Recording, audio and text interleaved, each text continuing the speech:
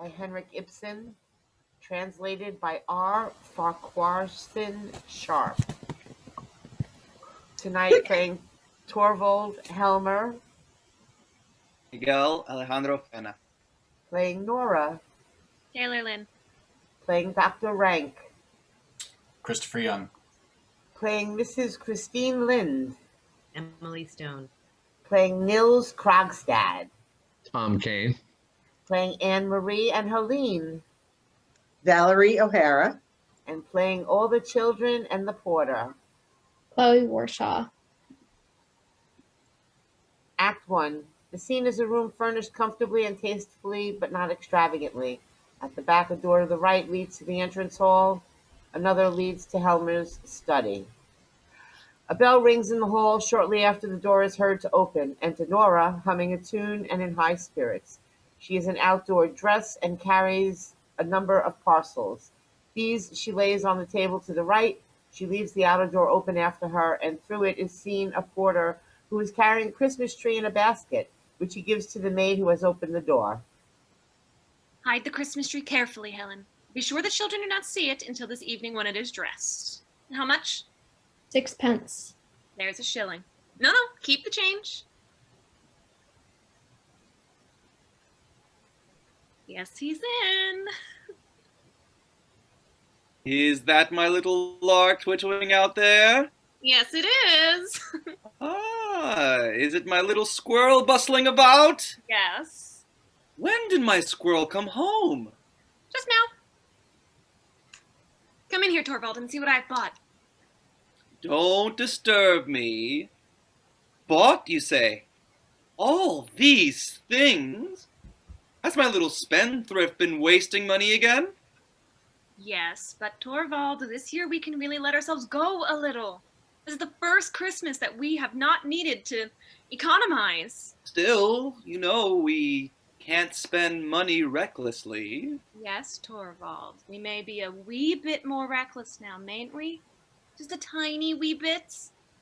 You are going to have a big salary and earn lots and lots of money. Yes, after the new year. But then it will be a whole quarter before the salary is due. Pooh, we can borrow until then. Nora! The same little featherhead. Suppose now that I borrowed £50 today, and you spent it all in the Christmas week, and then on New Year's Eve a slate fell on my head and killed me, and... Oh, don't say such horrid things. Still, suppose that happened. What then? If that were to happen, I don't suppose I should care whether I owed money or not. Yes, but what about the people who had lent it? They? Who would bother about them? I should not know who they were. That is like a woman. But seriously, Nora, you know what I think about that. No debt, no borrowing. There can be no freedom or beauty about a home life that depends on borrowing and debt. We too have kept bravely on the straight road so far, and we will go on the same way for the short time longer that there need be any struggle. As you please, Torvald. Come, my little skylark must not droop her wings. What is this? Is my little squirrel out of temper?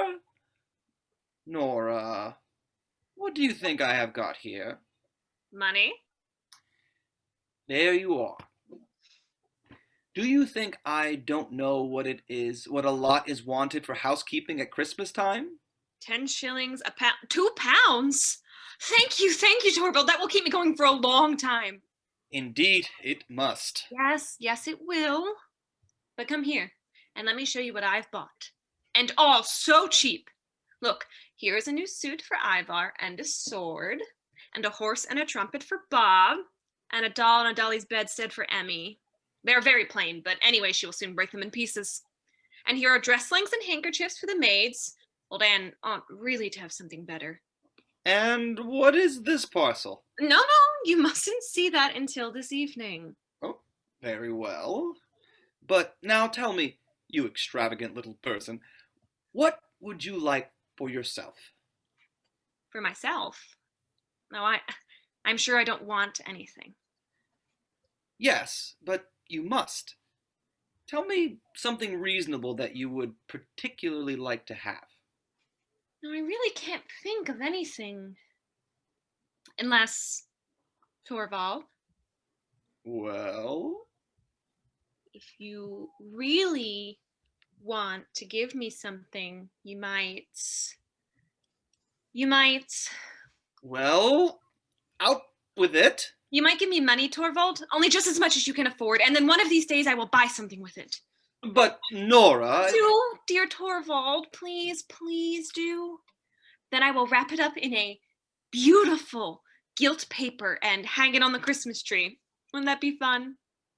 what are little people called that are always wasting money? Spendthrifts, I know.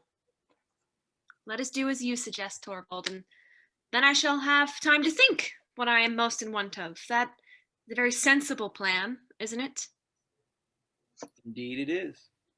That is to say, if you were really to save out of the money I give you, and then really buy something for yourself. But if you spend it all on the housekeeping and any number of unnecessary things, then I merely have to pay up again. But Torvald, You can't deny it, my dear little Nora. It's a sweet little spendthrift, but she uses up a deal of money. One would hardly believe how expensive such little persons are. it's a shame to say that. I do really save all I can. That's very true. All you can. But you can't save anything. You haven't any idea how many expenses we skylarks and squirrels have, Torvald. You are an odd little soul. Very like your father. You always find some new way of welding money out of me. And as soon as you have got it, it seems to melt in your hands. You never know where it has gone. Still, one must take you as you are. It is in the blood. For indeed, it is true that you can inherit these things, Nora. Ah, I wish I had inherited many of Papa's qualities. And I would not wish you to be anything but just what you are, my sweet little Skylark. But, do you know, it strikes me that you are looking rather, what shall I say, rather uneasy today? Do I? You do, really. Look straight at me. Well, Hasn't Miss Sweet Tooth been breaking rules in town today? no. What makes you think that? Hasn't she paid a visit to the confectioner's? No, I assure you, Torvald. Not nibbling sweets? No, certainly not. Not even taking a bite at a macaroon or two? No, Torvald, I assure you, really. There. Of course, I was only joking. I should not think of going against your wishes. No, I'm sure of that. Besides, you gave me your word. Keep your little Christmas secrets to yourself, my darling. They will all be revealed tonight when the Christmas tree is lit, no doubt. Did you remember to invite Dr. Rank? No, but there is no need. As a matter of course, he will come to dinner with us. However, I will ask him when he comes in this morning. I have ordered some good wine. Nora, you can't think how I am looking forward to this evening. So am I. And how the children will enjoy themselves, Torvald. Oh, it is splendid to feel that one has a perfectly safe appointment and a big enough income. Delightful to think of it, isn't it? It's wonderful. Do you remember last Christmas? For a full 3 weeks beforehand, you shut yourself up every evening until long after midnight, making ornaments for the Christmas tree and all the other ornaments and fine things that were to be a surprise to us. That was the dullest 3 weeks I ever spent. I didn't find it dull. But there was precious little result, Nora. You shouldn't tease me about that again. How could I help the cats going in and tearing everything to pieces? Of course you couldn't. Poor little girl. You had the best of intentions to please us all, and that's the main thing. But it is a good thing that our hard times are over. Yes, it is really wonderful. This time I needn't sit here and be dull all alone, and you needn't ruin your dear eyes and your pretty little hands. No, Thorvald, I needn't any longer, need I? It's wonderfully lovely to hear you so. Now I will tell you how I have been thinking we ought to arrange things, Torvald. As soon as Christmas is over, there's the bell. There's someone at the door. What a nuisance. If it is a caller, remember, I am not at home. I'd like to see you, ma'am. A stranger. Ask her to come in. Doctor came at the same time, sir. Did he go straight into my room? Yes, sir. Elmer goes into his room. The maid ushers in Mrs. Lynde, who is in traveling dress, and shuts the door. How do you do, Nora? How do you do? You don't recognize me, I suppose. No, I don't. Oh, yes, to be sure, I seem to. Yes, Christine? Is it really you? Yes, it is I. Christine! Oh, to think of my not recognizing you! And yet, how could I? How you have altered, Christine. Yes, I have indeed, in 9, 10 long years. Is it so long since we met? I suppose it is. The last 8 years have been a happy time for me, I can tell you. And so now you have come into town and have taken this long journey in the winter. That was plucky of you. I arrived by steamer this morning. To have some fun at Christmas time, of course. Oh, how delightful. We will have such fun together. But take off your things. You are not cold, I hope. Now, we will sit down by the stove and be cozy. Oh, no, take this armchair. I will sit here in the rocking chair. Now you look like your old self again. It was only the first moment. You are a little paler, Christine. And perhaps a little thinner. And much, much older, Nora. Perhaps a little older. Very, very little. Certainly not much. What a thoughtless creature I am, chattering away like this. Oh, my poor dear Christine, do you forgive me? What do you mean, Nora? Poor Christine, you are a widow. Yes. It is 3 years ago now. Yes, I knew. I saw it in the papers. I assure you, Christine, I meant ever so often to write to you at the time, but I always put it off, and something always prevented me. I quite understand, dear. It was very bad of me, Christine. Poor thing. How you must have suffered. And he left you with nothing? No. And no children? No. Nothing at all, then? Not even any sorrow or grief to live upon. Christine, is that possible? It sometimes happens, Nora. So you are quite alone. How dreadfully sad that must be. I have 3 lovely children. You can't see them just now, for they're out with their nurse, but now you must tell me all about it. No, I want to hear about you. No, you must begin. I mustn't be selfish today. Today, I must only think of your affairs. But there is one thing I must tell you. Do you know we have just had a great piece of good luck? No. What is it? Just fancy, my husband has been made manager of the bank. Your husband. What good luck. Yes, tremendous.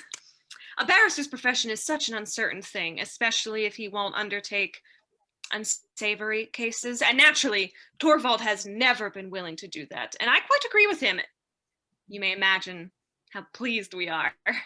He's to take up his work in the bank at the new year, and then he will have a big salary and lots of commissions. For the future, we can live quite differently. We can do just as we like. I feel so relieved and so happy, Christine. It will be splendid to have heaps of money and not need to have any anxiety, won't it? Yes. Anyhow, I think it would be delightful to have what one needs. No, not only what one needs, but heaps and heaps of money. Nora, haven't you learned any sense yet? In our school days, you were such a spendthrift. Yes, that is what Torvald says now. But Nora is not so silly as you think. We've not been in a position for me to waste money. We've both had to work. You too? Yes.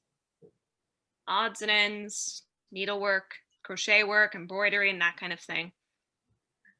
And other things as well. You know, Torvald left his office when we were married. There was no prospect of promotion there, and he had to try and earn more than before. But during the first year, he overworked himself dreadfully. You see, he had to make money every way he could, and he worked early and late, but he couldn't stand it, and he fell dreadfully ill, and the doctor said it was necessary for him to go south. You spent a whole year in Italy, didn't you? Yes, it was no easy matter to get away, I can tell you. It was just after Ivar was born. But naturally, we had to go. It was a wonderful, beautiful journey. And it saved Torvald's life. But it cost a tremendous lot of money, Christine. So I should think. It cost about 250 pounds. That's a lot, isn't it? Yes. And in emergencies like that, it is lucky to have the money. I ought to tell you that we had it from Papa. Oh, I see. It was just about the time that he died, wasn't it? Yes, and just think of it. I couldn't go and nurse him. I was expecting little Ivar's birth every day, and I had my poor sick Torvald to look after. My dear, kind father. I never saw him again, Christine. That was the saddest time I have known since our marriage. I know how fond you were of him. And then you went off to Italy. Yes. You see, we had money then, and the doctors insisted on our going, so we started a month later. And your husband came back quite well. As sound as a bell. But the doctor. What doctor? I thought your maid said the gentleman who arrived here, just as I did, was the doctor. Yes, that was Dr. Rank, but he doesn't come here professionally. He is our greatest friend and comes in at least once every day. No, Torvald has not had an hour's illness since then, and our children are strong and healthy, and so am I. Christine, it's so good to be alive and happy. Oh, but how horrid of me. I am talking of nothing but my own affairs. You mustn't be angry with me. Tell me, is it really true that you did not love your husband? Why did you marry him? My mother was alive then and was bedridden and helpless, and I had to provide for my two younger brothers. So I did not think I was justified in refusing his offer. No, perhaps you were quite right. He was rich at that time then. I believe he was quite well off, but his business was a precarious one. And when he died, it all went to pieces and there was nothing left. And then? Well, I had to turn my hand to anything I could find. First a small shop, then a small school, and so on. The last 3 years have seemed like one long working day with no rest. Now it is at an end, Nora. My poor mother needs me no more, for she's gone. And the boys do not need me either. They have got situations and can shift for themselves. What a relief you must feel if... No, indeed. I only feel my life unspeakably empty. No one to live for anymore. That was why I could not stand the life in my little backwater any longer. I hope it may be easier here to find something which will busy me and occupy my thoughts. If only I could have the good luck to get some regular work, office work of some kind. But Christine, that is so frightfully tiring. And you look tired out now. You'd far better go away to some watering place. I have no father to give me money for a journey, Nora. Well, don't be angry with me. It must be You that must be angry with me, dear. The worst of a position like mine is that it makes one so bitter. No one to work for, and yet obliged to be always on the lookout for chances. One must live, and so one becomes selfish. When you told me of the happy turn of your fortunes, you will hardly believe it. I was delighted not so much on your account, but as on my own. How do you mean? Oh, I understand. You mean that perhaps Torvald could get you something to do? Yes, that is what I was thinking of. He must. Christine, just leave it to me. I will broach the subject very cleverly. I will think of something that will please him very much. It will make me so happy to be of some use to you. How kind you are, Nora, to be so anxious to help me. It is doubly kind of you, for you know so little of the burdens and troubles of life. I know so little of them. My dear, small household cares and that sort of thing. You are a child, Nora. You ought not to be so superior. No? You're just like the others. They all think that I'm incapable of anything really serious, Come. that I've gone through nothing in this world of cares. But, my dear Nora, you have just told me all your troubles. Those were trifles. I've not told you the important thing. The important thing. What do you mean? You look down upon me altogether, Christine, but you ought not to. You are proud, aren't you, of having worked so hard and so long for your mother? Indeed, I don't look down on anyone, but it is true that I am proud and glad to think that I was privileged to make the end of my mother's life almost free from care. And you are proud to think of what you have done for your brothers? I think I have the right to be. I think so too. But now listen to this. I too have something to be proud and glad of. I have no doubt you have. But what do you refer to? Speak low. Suppose Torvald were to hear. He mustn't on any account. No one in the world must know, Christine, except you. But what is it? Come here. Now I will show you that I too have something to be proud and glad of. It was I who saved Torvald's life. Saved. How? I told you about our trip to Italy. Torvald would never have recovered if he had not gone there. Yes, but your father gave you the necessary funds. Yes, that is what Torvald and all the others think, but But? Papa didn't give us a shilling. It was I who procured the money. You? All that large sum? 250 pounds. What do you think of that? But Nora, how could you possibly do it? Did you win a prize in a lottery? In the lottery? There would have been no credit in that. But where did you get it from then? Because you couldn't have borrowed it. Couldn't I? Why not?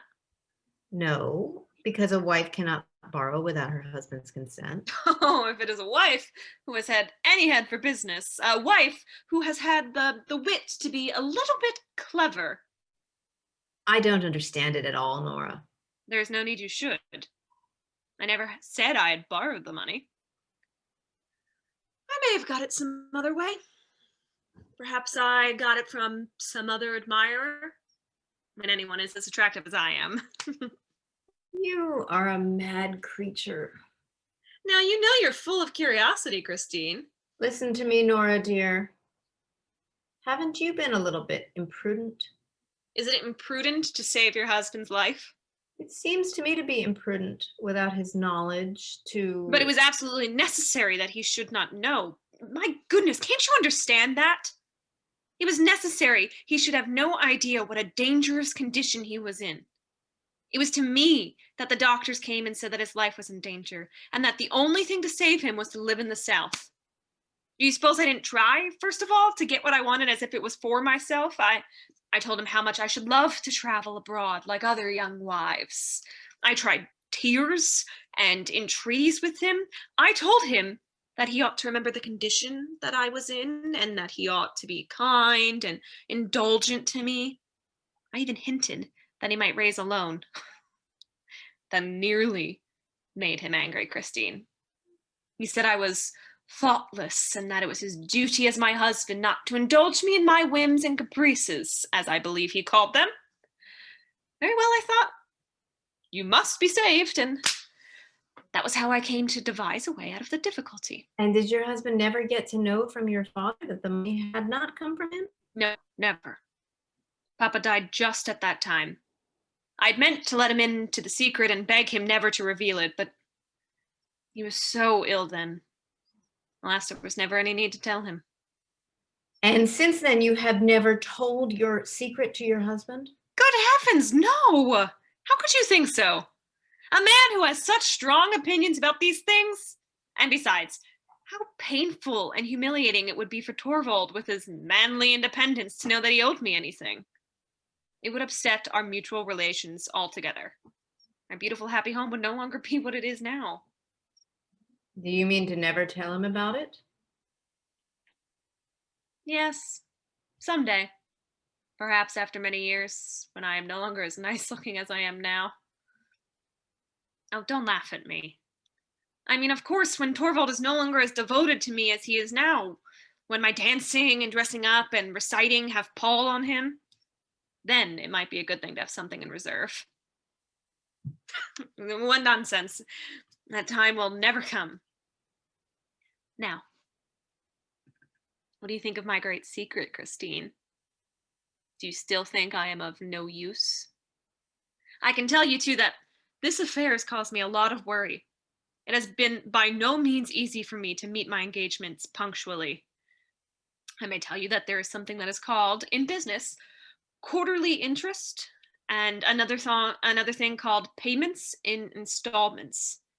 It is always so dreadfully difficult to manage them. I've had to save a little here and there where I could, you understand. I have not been able to put aside much from my housekeeping money, for Torvald must have a good table. I couldn't let my children be shabbily dressed. I have felt obliged to use up all he gave me for them, the sweet little darlings. So it has all come out of your own necessaries of life, poor Nora. Of course. Besides, I was the one responsible for it. When Torvald has given me money for new dresses and such things, I have never spent more than half of it. I have always bought the simplest and cheapest things. Thank heaven, any clothes will look good on me, and so Torvald has never noticed it. But it was often very hard on me, Christine. As it is delightful to be really well dressed, isn't it? Quite so. Well, then I have found other ways of earning money. Last winter, I was lucky enough to get a lot of copying to do, so I locked myself up and sat writing every evening until quite late at night. Many a time I was desperately tired, but all the same, it was a tremendous pleasure to sit there working and earning money. It was like being a man. How much have you been able to pay off in that way? I can't tell you exactly. You see, it is very difficult to keep an account of a business matter of that kind. I only know that I have paid every penny that I could scrape together. Many a time I was at my wits' ends. Then I used to sit here and imagine that a rich old gentleman had fallen in love with me. What? Who was it? Be quiet, that he had died, and that when his will was open, it contained, written in big letters, the instructions. The lovely Mrs. Nora Helmer is to have all I possess paid over to her at once in cash. But, my dear Nora, who could the man be? Good gracious, can't you understand? There was no old gentleman at all. It was only something that I used to sit here and imagine when I couldn't think of any way of procuring money. But it's all the same now. The tiresome old person can stay where he is, as far as I'm concerned. I don't care about him or his will either, for I am free from care now. My goodness, it's delightful to think of, Christine. Free from care. To be able to be free from care, quite free from care, to be able to play and romp with the children, to be able to keep the house beautifully and have everything just as Torvald likes it. And think of it, soon the spring will come and the big blue sky. Perhaps we shall be able to take a little trip. Perhaps I shall see the sea again. Oh, it is a wonderful thing to be alive and be happy. Ding dong. There's a bell. Perhaps I had better go. No, don't go. No one will come in here. It is sure to be for Torvald.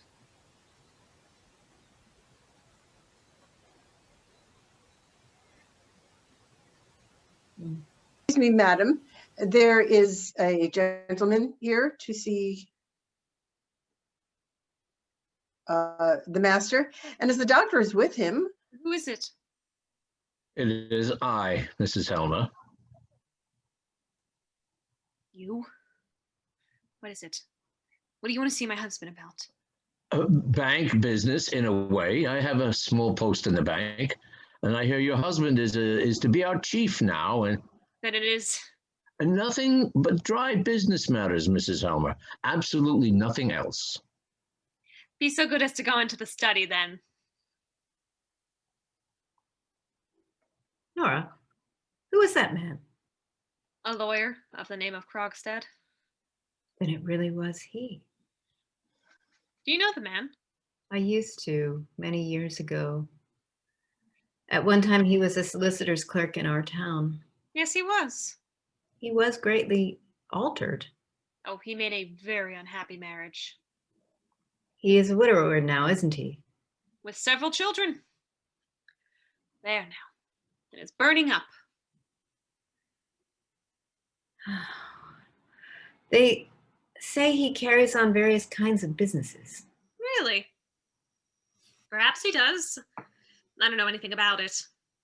But don't let us think of business. It is so tiresome. No, my dear fellow, I won't disturb you. I would rather go into your wife for a little while. I beg your pardon. I'm afraid I'm disturbing you too. No, not at all. Dr. Rank, Mrs. Lind. I have often heard of Miss Lind's name mentioned here. I think I passed you on the stairs when I arrived, Miss Lind. Yes, I go up very slowly. I can't manage stairs well. Some internal weakness? No, the fact is I have been overworking myself. Nothing more than that? Then I suppose you have come to town to amuse yourself with our entertainments. I have come to look for work. Is that a good cure for overwork? One must live, Dr. Rank. Yes, the general opinion seems to be that it is necessary. Look here, Dr. Rank. You know you want to live. Certainly. However wretched I may feel, I want to prolong the agony as long as possible. All my patients are like that. And so are those who are morally diseased. One of them, and a bad case too, is at this very moment with Helmer. Ah, Whom do you mean? A lawyer by the name of Krogstad. A fellow you don't know at all. He suffers from a diseased moral character. Miss Helmer, but even he began talking of it. It's being highly important that he should live. Did he? What did he want to speak to Torvald about? I have no idea. I only heard it was something about the bank. I didn't know this, what's his name, Krogstad had anything to do with the bank. Yes, he has some sort of appointment there. I don't know whether you find also in your part of the world that there are certain people who go zealously snuffing about to smell out moral corruption, and as soon as they have found some, put the person concerned into some lucrative position where they can keep their eye on him. Healthy natures are left out in the cold. still, I think the sick are those who most need taking care of. Yes, there you are. That is the sentiment that's turning society into a sick house.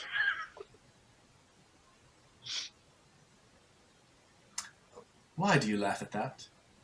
Have you any notion what society really is? What do I care about tiresome society? I'm laughing at something quite different, something extremely amusing. Tell me, Dr. Rank, are all the people who are employed in the bank dependent on Torvald now? Is that what you find so extremely amusing? That's my affair. It's perfectly glorious to think that Torvald has so much power over so many people. Dr. Rank, what do you say to a macaroon? What? Macaroons? I thought they were forbidden here. Yes, but these are some Christine gave me.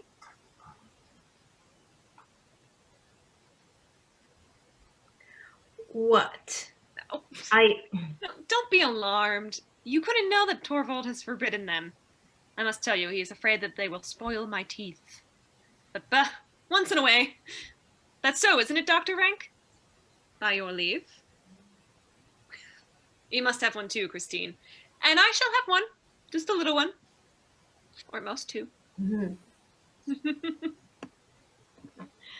I am so tremendously happy. There's just one thing in the world now that I should dearly love to do. Well, what is that? It's something I should dearly love to say if Torvald could hear me. Well, why can't you say it? No, I daren't.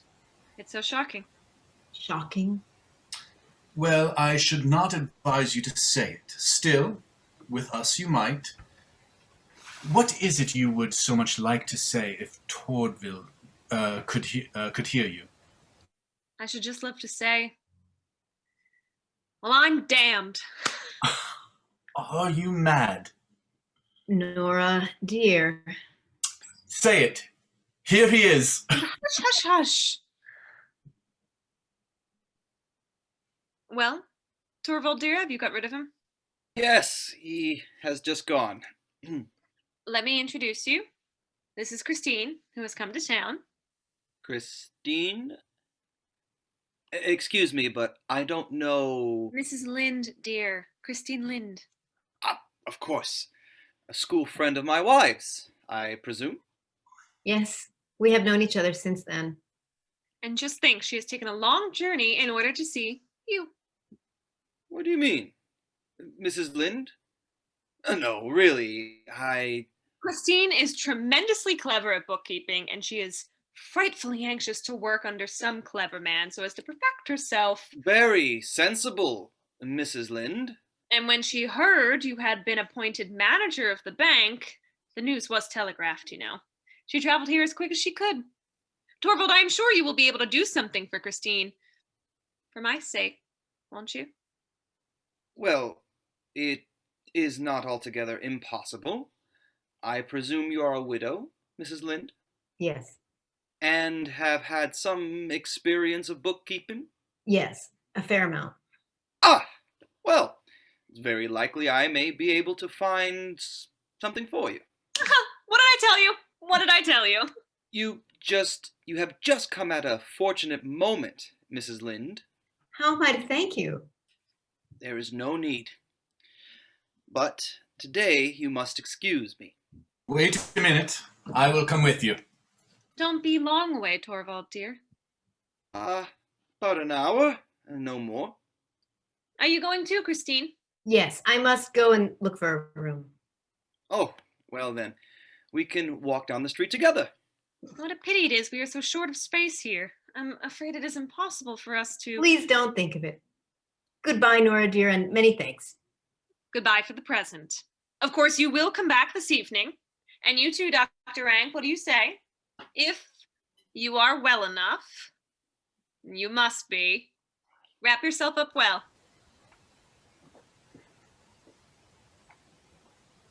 There they are. There they are. Come in, come in. Oh, you sweet blessings. Look at them, Christine. Aren't they darlings? Don't let us stand here in the draught. Come along, Mrs. Lind. The place will only be bearable for a mother now. Rank, Helmer, and Mrs. Lind go downstairs. The nurse comes forward with the children. Nora shuts the hall door. How fresh and well you look. Such red cheeks like apples and roses. Have you had great fun? Oh, that's splendid. What, you pulled both Emmy and Bob along on the sledge? Both at once? Well, that was good. You're a clever boy, Ivar. Well, let me take her for a little while, Anne. Oh, my sweet little baby doll. Yes, yes, Mother will dance with Bob, too. What, have you been snowballing? I wish I had been there, too. No, I'll take off their things, Anne, please. Let me do it. It's such fun. Okay, go in now. You look half frozen.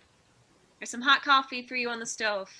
The nurse goes into the room on the left. Nora takes the children's things and throws them about while they all talk to her at once. Really? A big dog run after you? Oh, but it didn't bite you.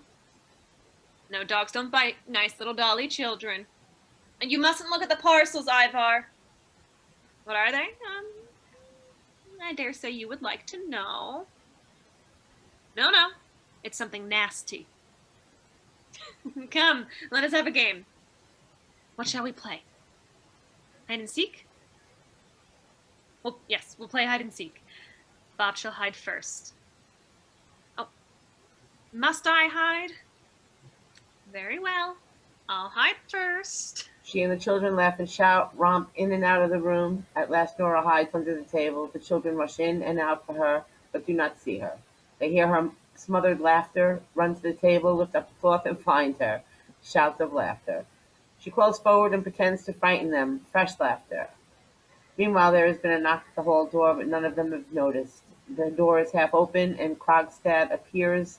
Lie waits a little. The game goes on. Excuse me, Mrs. Helmer. Oh, what do you want?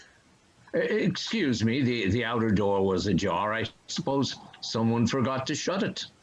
My husband is out, Mr. Krogstad. I know that. What do you want here, then? A word with you. With me? Go in to nurse. What? No, the strange man won't do Mother any harm. When he is gone, we will have another game. She takes the children into the room, shuts the door after them. You want to speak to me? Yes, I do. Today. It's not the first of the month yet. No, it is Christmas Eve, and it will depend on yourself what sort of a Christmas you will spend. What do you mean? Say it is absolutely impossible for me. We won't talk about that until later on. This is something different. I presume you can give me a moment. Yes, I can. Although, Good. I was in Olson's restaurant and saw your husband going down the street yes. with a lady. What then? May I make so bold as to ask if it was a Mrs. Lind? It was? Just arrived in town. Yes, today. She's a great friend of yours, isn't she? She is, but I don't see what... I knew her too, once upon a time. I am aware of that. Are you? So you know all about it. I thought as much. Then I can ask you without beating about the bush. Is Mrs. Lind to have an appointment in the bank? What right have you to question me, Mr. Krogstad? You, one of my husband's subordinates. But since you ask, you shall know. Yes, Mrs. Lynn is to have an appointment. And it was I who pleaded her cause, Mr. Krogstad. Let me tell you that. I was right in what I thought then. Sometimes one has a tiny little bit of influence, I should hope. Because one is a woman, it does not necessarily follow that. When anyone is in a subordinate position, Mr. Krogstad, they should really be careful to avoid offending anyone who has influence. Exactly. Mrs. Helmer, you will be so good as to use your influence on my behalf. What? What do you mean? You will be so kind to see that I am allowed to keep my subordinate position in the bank. What do you mean by that? Who proposes to take your post away from you? Oh, there is no necessity to keep up the pretense of ignorance. I can quite understand that your friend is not very anxious to expose herself to the chance of rubbing shoulders with me. And I quite understand, too, whom I have to thank for being turned off. But I assure you that... Very likely, but to come to the point, the time has come that I should advise you to use your influence to prevent that. But Mr. Krogstad, I have no influence. Haven't you? I thought you just said yourself just now that... Naturally, I did not mean you to put that construction on it. What should make you think I have any influence of that kind with my husband? Oh, I've known your husband since our student days. I don't suppose he is any more unassailable than any other husband. You are speaking slightingly of my husband. I shall turn you out of the house. You are bold, Mrs. Helmer.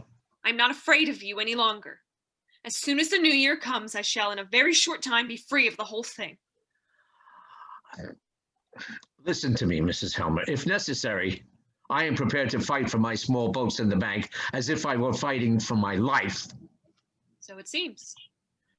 It is not only for the sake of money. Indeed, that weighs least with me in the matter.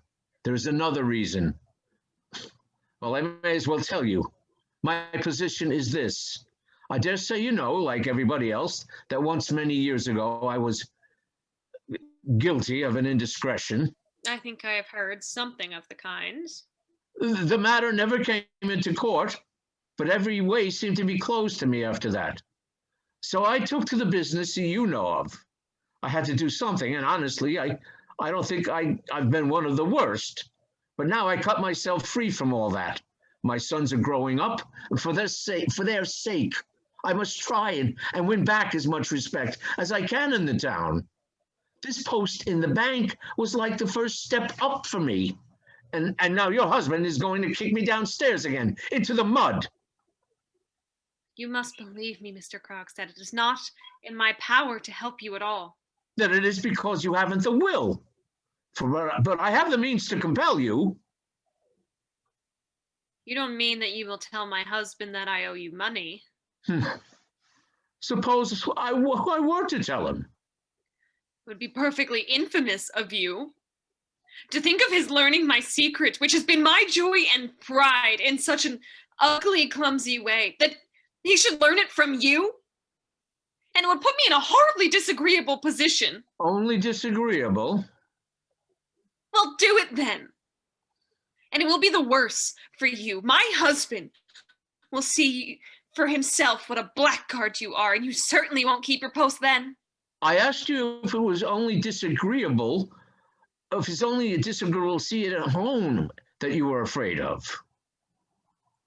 If my husband does get to know of it, of course he will pay at once what is still owed, and we shall have nothing more to do with you. Listen to me, Mrs. Helmer. Either you have a very bad memory or you know very little of business.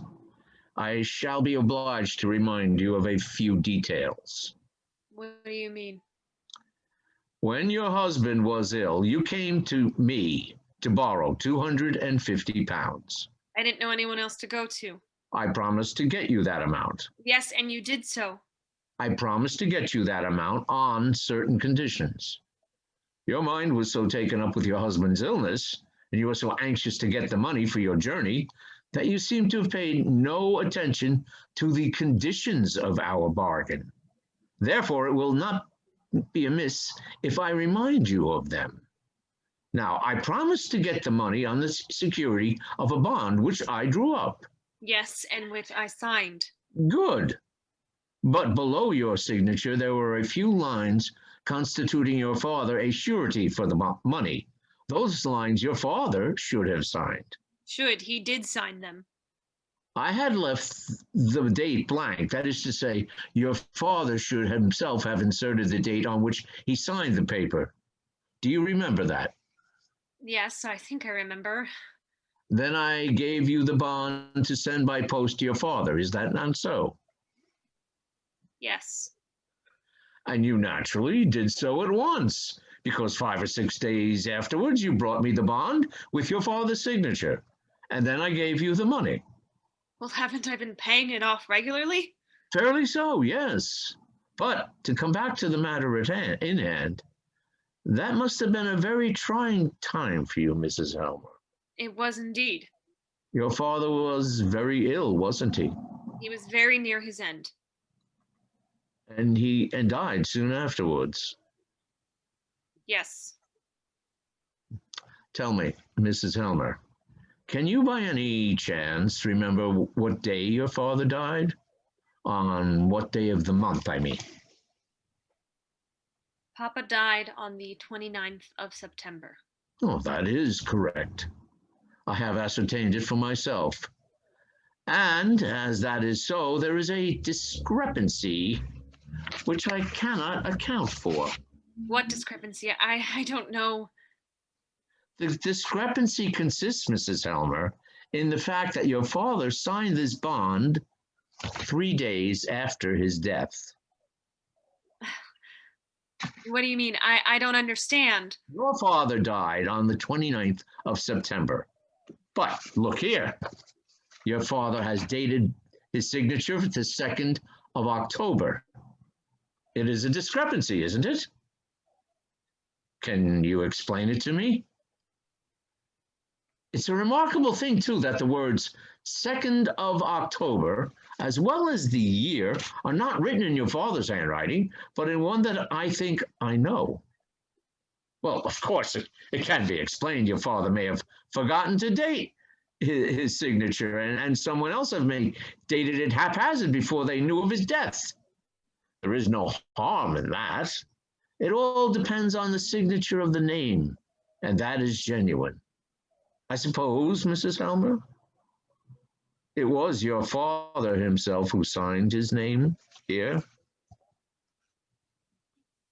No, it was not. It was I that wrote Papa's name. Are you aware that that is a dangerous confession? In what way? You shall have your money soon. Let me ask you a question. Why did you not send a paper to your father? It was impossible. Papa was so ill. If I had asked him for a signature, I should have had to tell him what the money was used for. And he was so ill himself, I couldn't tell him that my husband's life was in danger. It was impossible. It would have been better for you if you had given up your trip abroad. No, that was impossible. That trip was to save my husband's life. I couldn't give that up. But did it never occur to you that you were committing a fraud on me? I couldn't take that into account. I didn't trouble myself about you at all. I couldn't bear you because you put so many heartless difficulties in my way, although you knew what a dangerous condition my husband was in. Mrs. Helmer, you evidently do not realize clearly what it is that you have been guilty of. But I can assure you that my one false step, which lost me all my reputation, was nothing more or nothing worse than what you have done. You?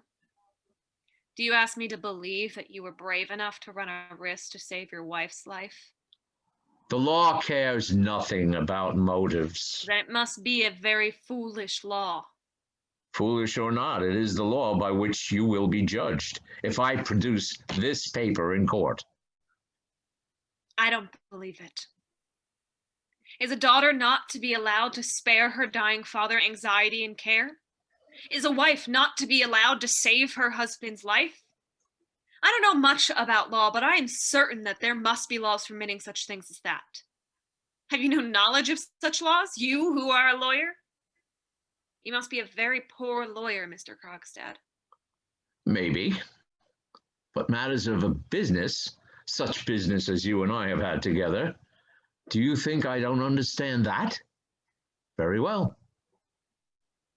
Do as you please, but let me tell you this. If I lose my position a second time, you shall lose yours with me.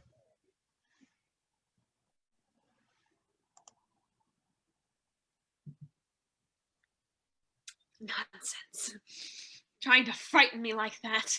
I'm not so silly as he thinks. And yet, no, it's impossible. I did it for love's sake. Mother, the strange man has gone out through the gate. Oh, yes, dears, I know. But don't tell anyone about the stranger man, okay? Do you hear? Not even Papa. No, Mother, but will you come out and play again? No, not now. But Mother, you promised us. Yes, but I can't now. Run away in. I have such a lot to do. Run away in, my sweet little darlings.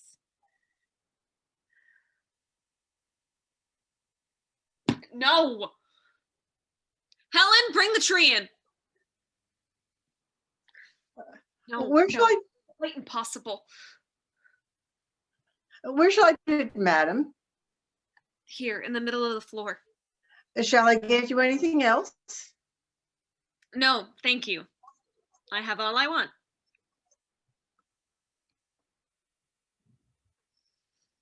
Candle here. And flowers here. Oh, that horrible man! It's all nonsense! There's nothing wrong. The tree shall be splendid. I will do everything I can think of to please you, Torvald.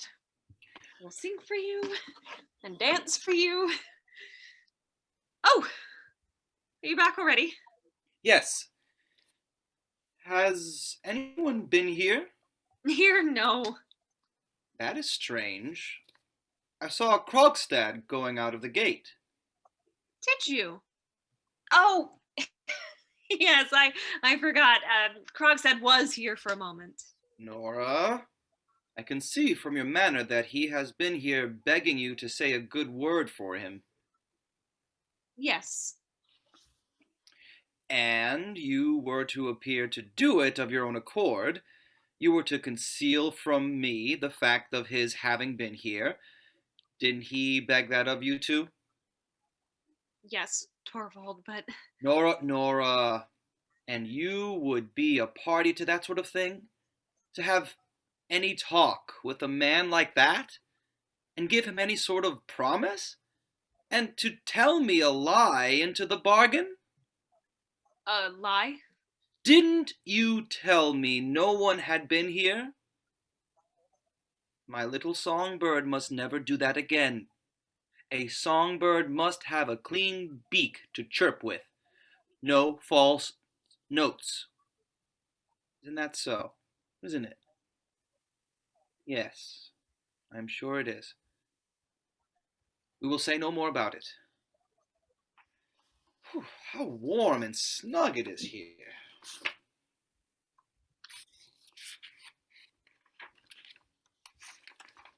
Torvald! Yes. I'm looking forward tremendously to the fancy dress ball at the Steinbergs the day after tomorrow. And I am tremendously curious to see what you are going to surprise me with. It was very silly of me to want to do that. What do you mean? I can't hit upon anything that will do. Everything I think of seems so silly and insignificant. Does my little Nora acknowledge that at last? Are you very busy, Torvald? Well, What are all those papers? bank business. Already?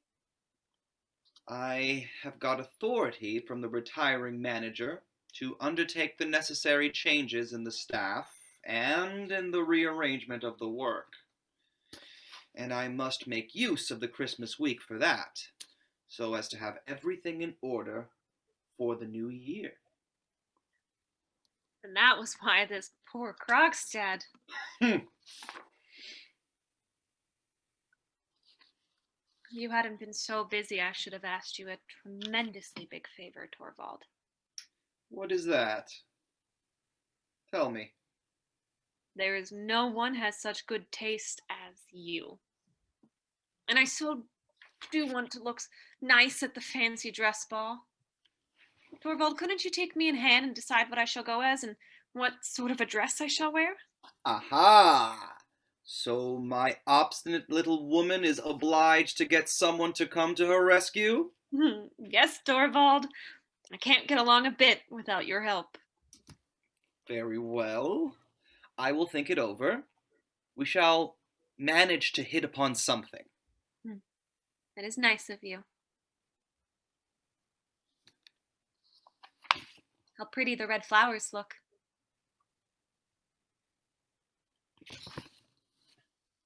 But tell me, was it really something very bad that this Krogstad was guilty of?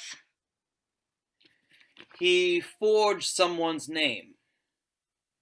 Have you any idea what that means?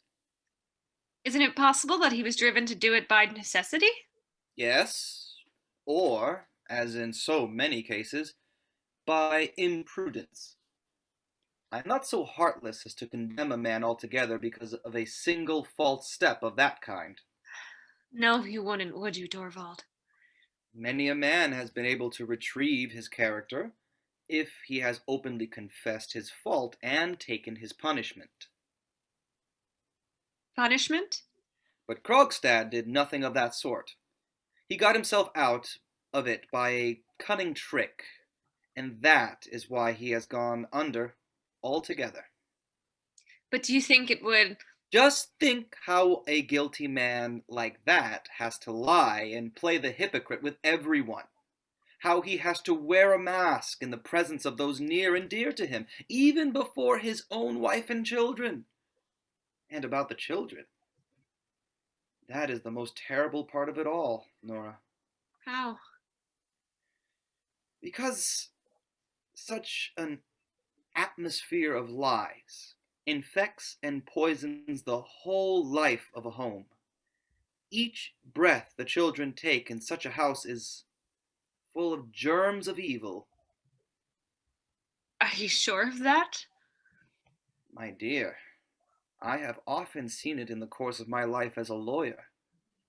Almost everyone who has gone into the bad early in life has had a deceitful mother. Why do you only say mother? It seems most commonly to be the mother's influence, though naturally a bad father's would have the same result. Every lawyer is familiar with the fact. This Krogstad, now, has been persistently poisoning his own children with lies and dissimulation. That is why I say he has lost all moral character. That is why my sweet little Nora must promise me not to plead his cause. Give me your hand on it. Come, come, what is this? Give me your hand. There now. That's settled. I assure you it would be quite impossible for me to work with him. I literally feel physically ill when I am in the company of such people. How hot it is in here. I have such a lot to do. Yes, and I must try and read through some of these before dinner. And I must think about your costume, too. And it is just possible I may have something ready in gold paper to hang up on the tree. My precious little songbird.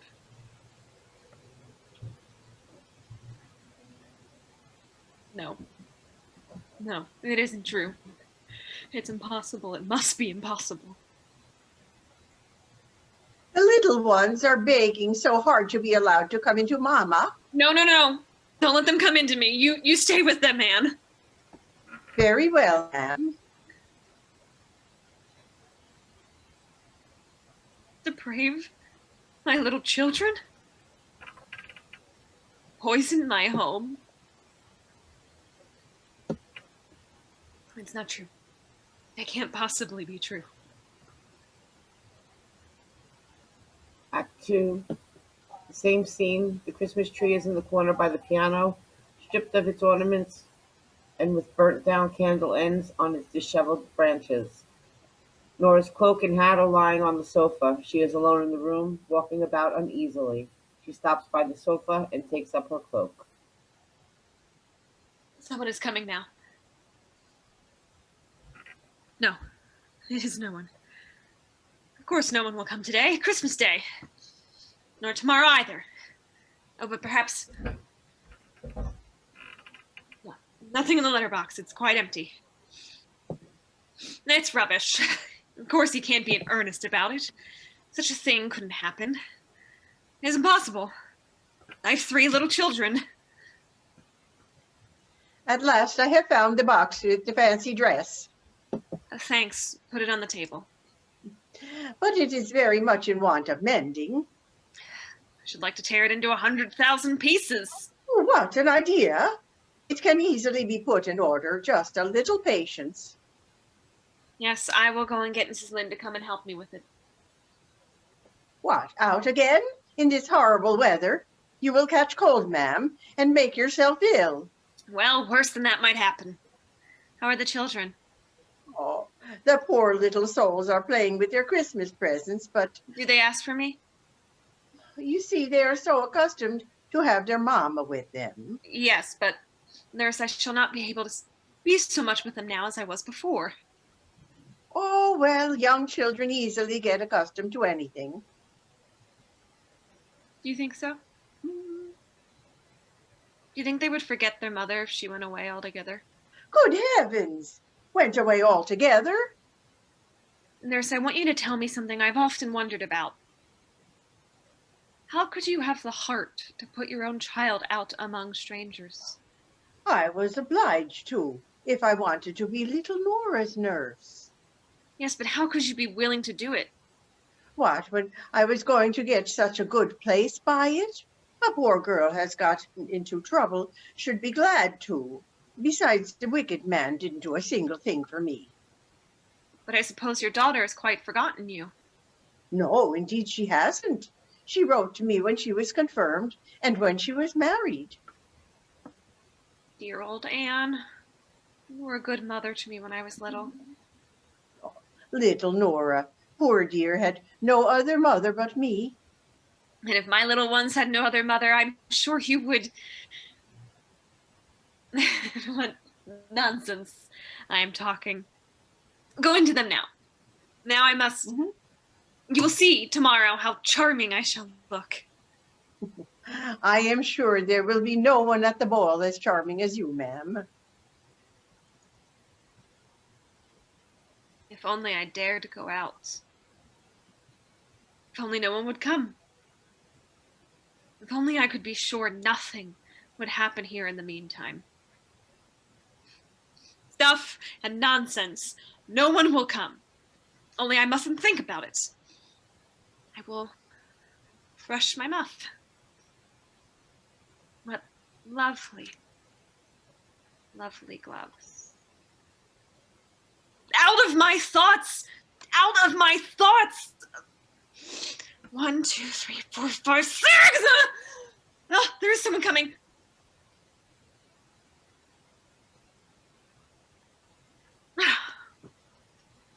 It's you, Christine.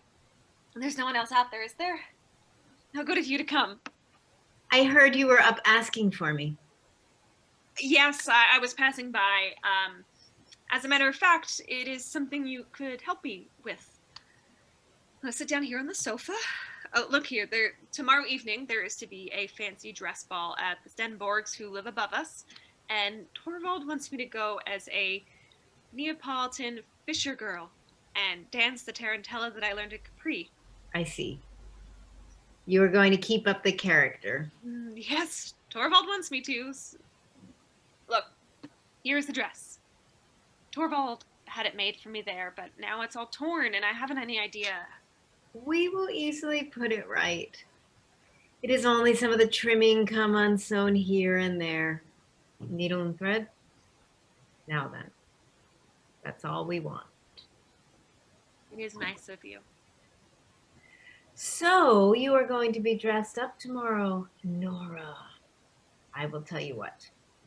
I shall come in for a moment and see you in your fine feathers. But I have completely forgotten to thank you for a delightful evening yesterday. Well, I don't think yesterday was as pleasant as usual. You ought to have come into town a little earlier, Christine. Certainly Torvald does understand how to make a house dainty and attractive. And so do you, it seems to me. You are not your father's daughter for nothing. But tell me, is Dr. Rank always as depressed as he was yesterday? No, yesterday it was very noticeable. I must tell you that he suffers from a very dangerous disease. He has consumption of the spine, poor creature. His father was a horrible man, committed all sorts of excesses, and that is why his son was sickly from childhood. Do you understand? But, my dearest Nora, how do you know anything about such things? When you have 3 children, you get visits now and then from married women who know something of medical matters, and they talk about one thing and another. Does Dr. Rank come here every day? Every day, regularly. He is Torvald's most intimate friend, and a great friend of mine, too. He's just like one of the family. But tell me this, is he perfectly sincere? I mean, isn't he the kind of man that is very anxious to make himself agreeable? Not in the least. What makes you think that? When you introduced him to me yesterday, he declared that he had often heard my name mentioned in your house. But afterwards, I noticed that your husband hadn't the slightest idea who I was. So, how could Dr. Rank? That's quite right, Christine. And Torvald is so absurdly fond of me that he wants me absolutely to himself, as he says. At first, he used to seem almost jealous if I mentioned any of the dear folk at home, so naturally I gave up doing so. But I often talk about such things with Dr. Rank because he likes hearing about them. Listen to me, Nora. You are still very like a child in many things, and I'm older than you in many ways, and I have a little more experience. Let me tell you this. You ought to make an end of it with Dr. Rank.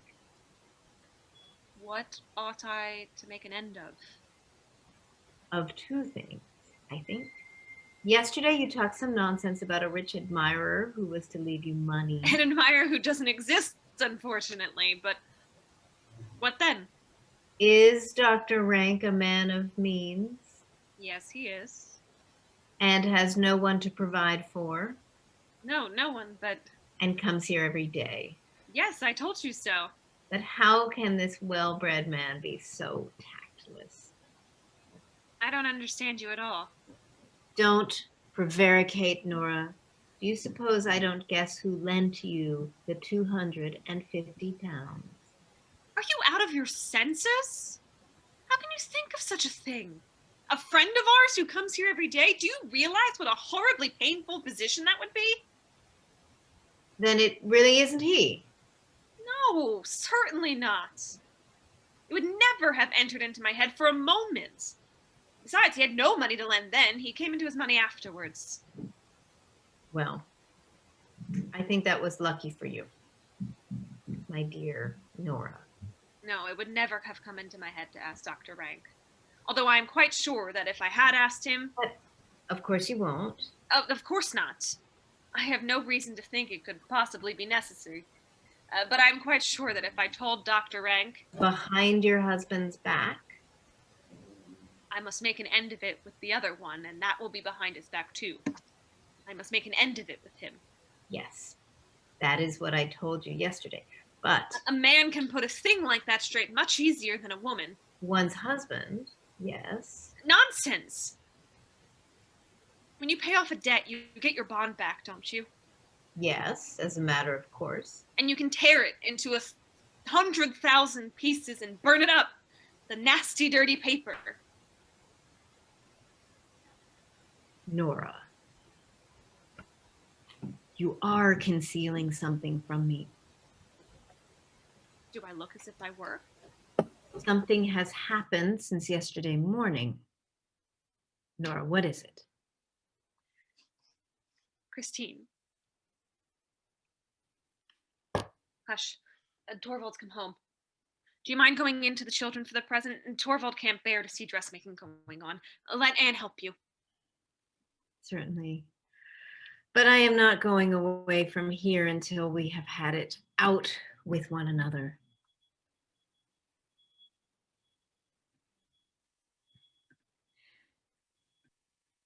I have wanted you so much, Torvald dear.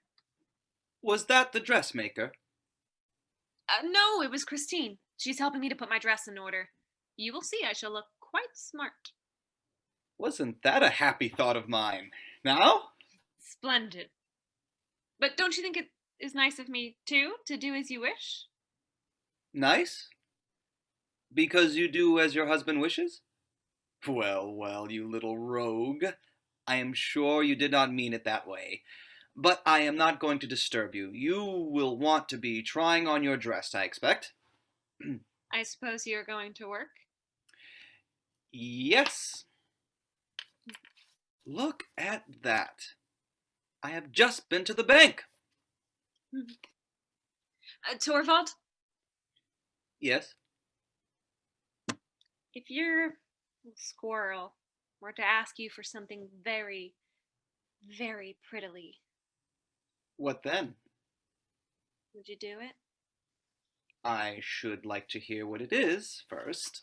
Your squirrel would run about and do all her tricks if you would be nice and do what she wants. Speak plainly. Your skylark would chirp about in every room with her song rising and falling. Well, my skylark does that anyhow. I would play the fairy and dance for you in the moonlight, Torvald. Nora, you surely don't mean that request you made to me this morning. Yes, Torvald, I beg you so earnestly. Have you really the courage to open up that question again? Yes, dear, you must do as I ask. You must let Krogstad keep his post in the bank. My dear Nora, it is his post that I have arranged Mrs. Lynde shall have. Yes, and you have been awfully kind about that, but you could just as well dismiss some other clerk instead of Krogstad. This is simply incredible obstinacy. Because you chose to give him a thoughtless promise that you would speak for him, I am expected to— That isn't the reason, Torvald. It is for your own sake. This fellow writes in the most scurrilous newspapers. You have told me so yourself. He can do you an unspeakable amount of harm. I am frightened to death of him. Ah, I understand. It is recollections of the past that scare you. What do you mean? Naturally, you are thinking of your father. Yes, of course. Just recall to your mind what these malicious creatures wrote in the papers about Papa and how horribly they slandered him. I believe they would have procured his dismissal of the department and not sent you over to inquire into it, and if you had not been so kindly disposed and helpful to him. My little Nora, there is an important difference between your father and me. Your father's reputation as a public official was not above suspicion. Mine is. And I hope it will continue to be so as long as I hold my office. You can never tell what mischief these men may contrive. We ought to be so well off, so snug and happy here in our peaceful home, and have no cares, you and I and the children, Torvald. That is why I beg you so earnestly. And it is just by interceding for him that you make it impossible for me to help him. It is already known at the bank that I mean to dismiss Krogstad. Is it to get about now that the new manager has changed his mind at his wife's bidding? And what if it did? Of course! If only this obstinate little person can get her way. Do you suppose I'm going to make myself ridiculous before my whole staff? To let people think that I am a man to be swayed by all sorts of outside influence? I should very soon feel the consequences of it, I can tell you. And besides, there is one thing that makes it quite impossible for me to have Krogstad in the bank as long as I am manager. Whatever is that? His moral failings I might perhaps have overlooked, if necessary. Yes, you could, couldn't you? And I hear he is a good worker, too. But I knew him when we were boys. It was one of those rash friendships that so often prove an incubus in afterlife. I may as well tell you plainly. We were once on very intimate terms with one another. But this tactless fellow lays no restraint on himself when other people are present. On the contrary, he thinks it gives him the right to adopt a familiar tone with me. And every minute it is, I say, oh Helmer, old fellow, that sort of thing. I assure you it is extremely painful for me. He would make my position in the bank intolerable. Torvald, I don't believe you mean that. Don't you? Why not? Because it is such a narrow-minded way of looking at things. What are you saying? Narrow-minded? Do you think I am narrow-minded? No, just the opposite, dear. And it's exactly for that reason. It's the same thing. You say my point of view is narrow-minded, so I must be so too. Narrow-minded! Very well. I must put an end to this. Helen! What are you going to do? Settle it. Look here. Take this letter and go downstairs with it at once. Find a messenger and tell him to deliver it, and be quick. The address is on it. Oh. And here's the money.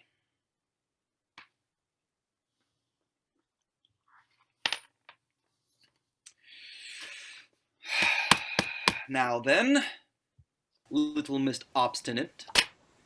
Torvald, what was in that letter? Krogstad's dismissal. Call her back, Torvald. There's still time. No, Torvald, call her back. Do it for my sake. For your own sake, for the children's sake. Do you hear me, Torvald?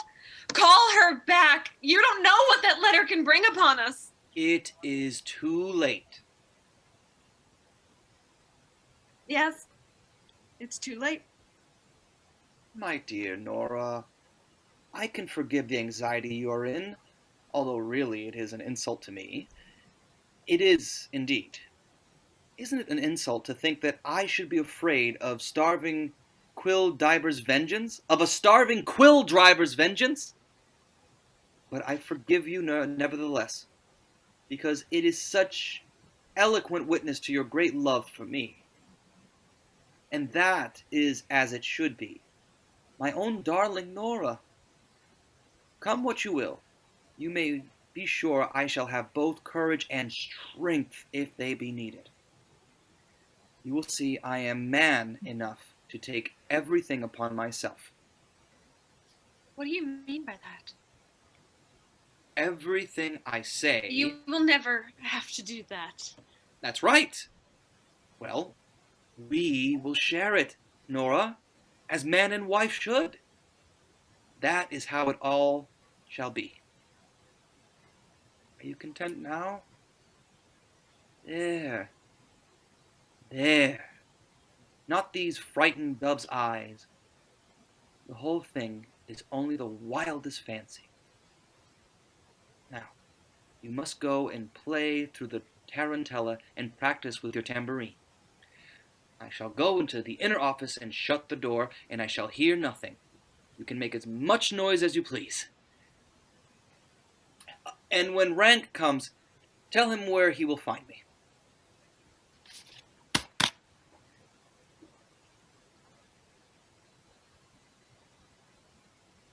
He was capable of doing it. He will do it. He will do it in spite of everything. No, not that. Never, never anything rather than that. Or some help, some way out of it. Doorbell. Dr. Rank. Anything rather than that. Anything. Whatever that is.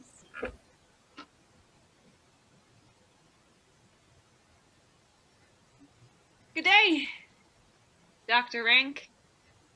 I knew your ring. But you mustn't go into Torvald now. I think he's busy with something. And you? Well, you know very well I always have time for you. Thank you. I shall make use of as much of it as I can. Well, what do you mean by that? As much of it as you can. Well, does that alarm you?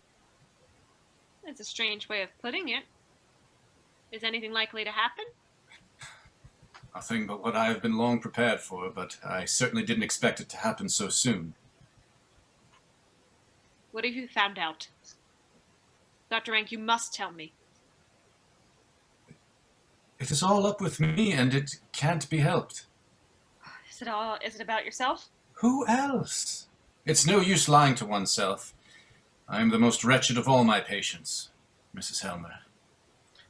Lately I have been taking stock of my internal economy. Bankrupt! Probably within a month I shall lie rotting in the churchyard. Oh, what an ugly thing to say.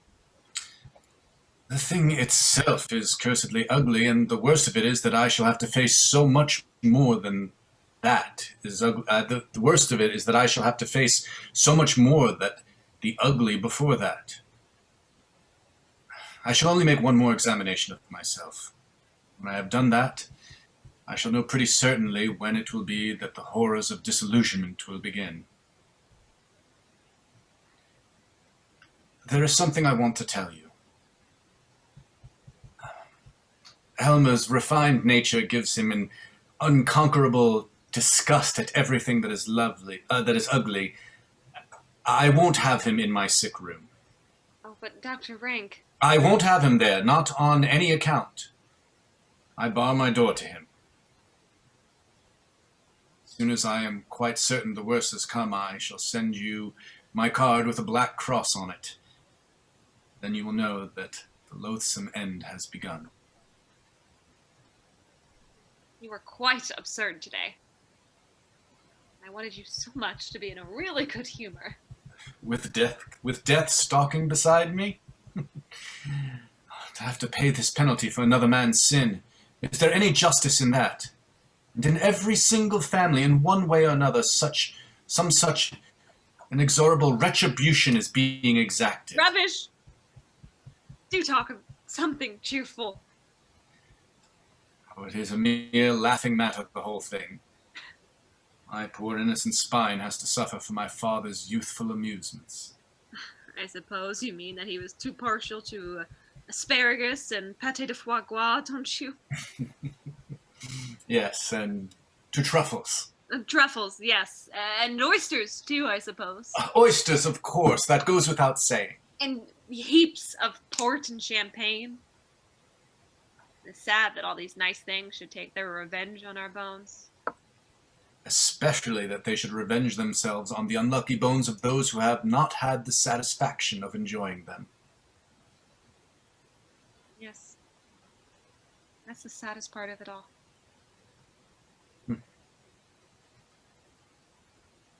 Why do you smile?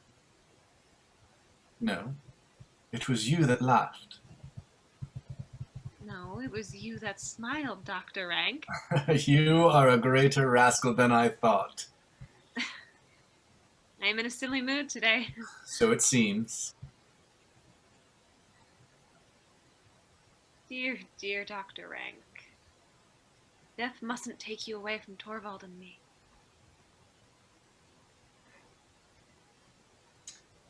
It is a loss you would easily recover from. Those who are gone are soon forgotten. Do you believe that? People form new ties, and then... Who will form new ties? Both you and Helma, when I'm gone. You yourself have already on the high road to it, I think. What did that Mrs. Lind want here last night? Oh, you don't mean to say you are jealous of poor Christine? Yes, I am. She will be my successor in this house. When I am done for, that woman will... Oh, hush, don't speak so loud. She is in that room. Today? Again, there, you see? She has only come to sew my dress for me. Bless my soul, how unreasonable you are. Be nice now, Dr. Rank, and tomorrow you will see how beautifully I shall dance. And you can imagine I'm doing it all for you. And for Torvald, too, of course. Dr. Rank, come and sit down here, and I will show you something. What is it? Just look at those. Silk stocking. Flesh-colored. Aren't they lovely? It's so dark in here now, but tomorrow... Oh, no, you must only look at the feet. Oh, well. You may have leave to look at the legs, too. Nora. Why are you looking so critical? Don't you think they will fit me? I have no means of forming an opinion about that. For shame. That's to punish you. And what other nice things am I allowed to see? Not a single thing more for being so naughty.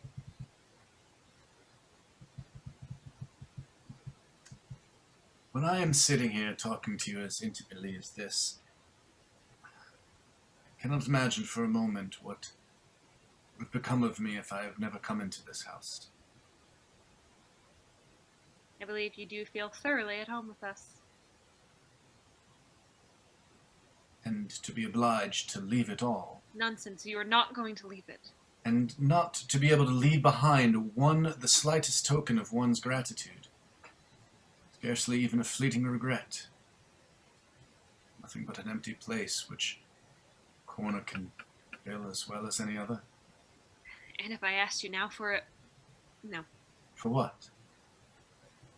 for big proof of your friendship? Yes. Yes. I mean a tremendously big favor. Would you really make me so happy for once? You don't know what it is yet. No, but tell me. I really can't, Dr. Rank. It is something out of all reason. It means advice and help and a favor and... The bigger the thing it is, the better. I cannot conceive what it is you mean. Do tell me. Haven't I your confidence? more than anyone else. I know you are my truest and best friend, and so I will tell you what it is. Dr. Rank, it is something you must help me to prevent. You know how devoted, how inexpressibly, deeply Torvald loves me. He would never for a moment hesitate to give his life for me. Nora, do you think he's the only one? The only one? The only one who would gladly give his life for your sake. Is that it? I was determined you should know it before I went away. And that there will never be a better opportunity than this. Now you know it, Nora. And now you know, too, that you can trust me as you would trust no one else. Let me pass. Nora. Ellen, bring in the lamp. You're Dr. Rank, that was really horrid of you. To have loved you as so much as anyone else does, was that horrid? No, but to go and tell me so. There was really no need. What do you mean? Did you know? Nora, Mrs. Helmer, tell me, had you any idea of this? Oh, how do I know whether I had or whether I hadn't? I really can't tell you.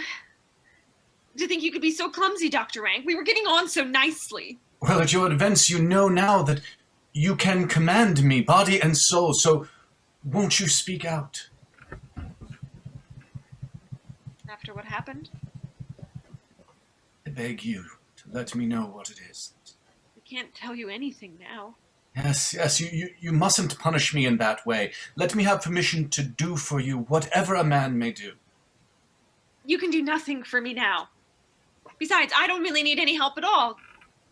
You will find that the whole thing is merely a fancy on my part. It really is so... Of course it is. You are a nice sort of man, Dr. Rank.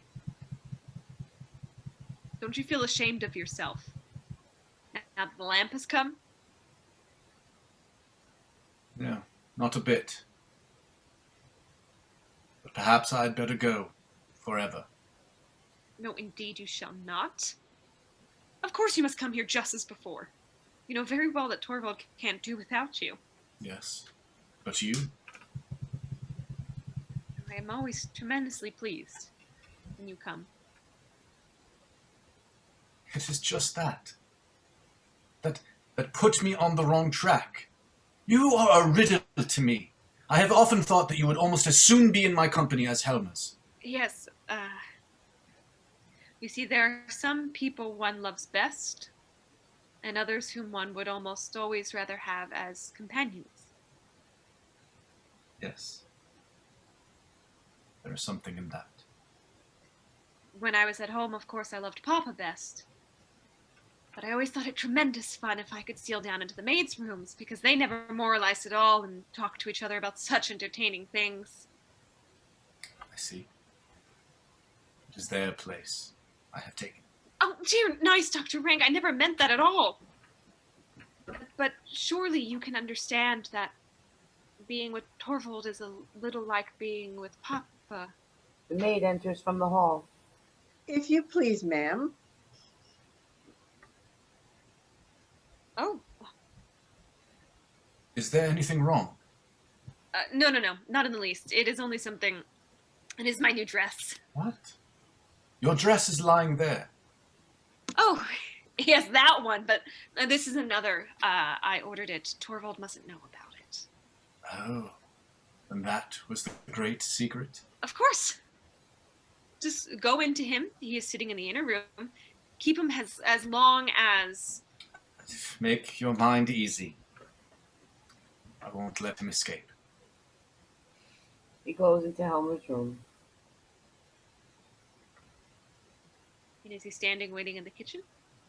Yes, he came up the back stairs. But didn't you tell him no one was in? Yes, but it was no good. He won't go away. No, he says he won't until he has seen you, ma'am. Well, let him come in, but quietly, Helen. You mustn't say anything about it to anyone. It is a surprise for my husband. Yes, ma'am, I quite understand.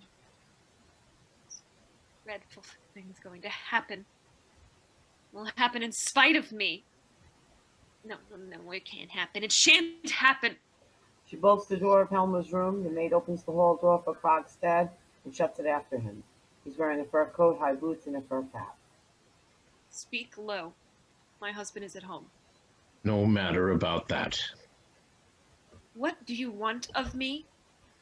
An explanation of something. Make haste, then. What is it? You know, I suppose, that I have got my dismissal. I couldn't prevent it, Mr. Krogstad. I fought as hard as I could on your side, but it was no good.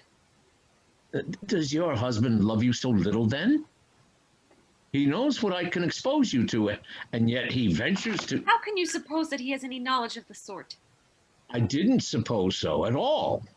It would not be the least like our dear Torvald Helmer to show so much courage. Mr. Krogstad, a little respect for my husband, please. Certainly, all the respect he deserves. But since you've kept the matter so carefully to yourself, I make bold to suppose that you have a little clearer idea than you had yesterday of what it actually is that you have done? More than you could ever teach me. Yes, such a bad lawyer as I am.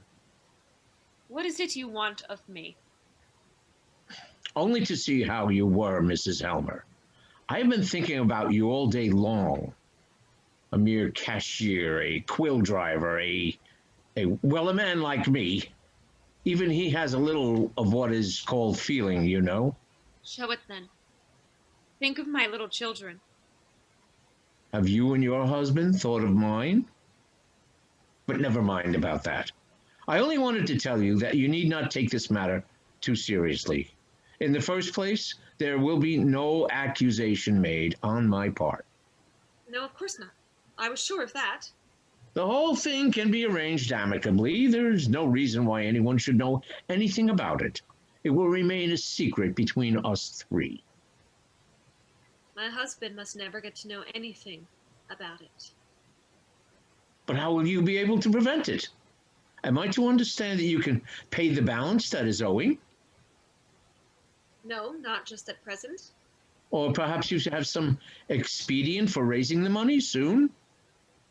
No expedient that I mean to make use of.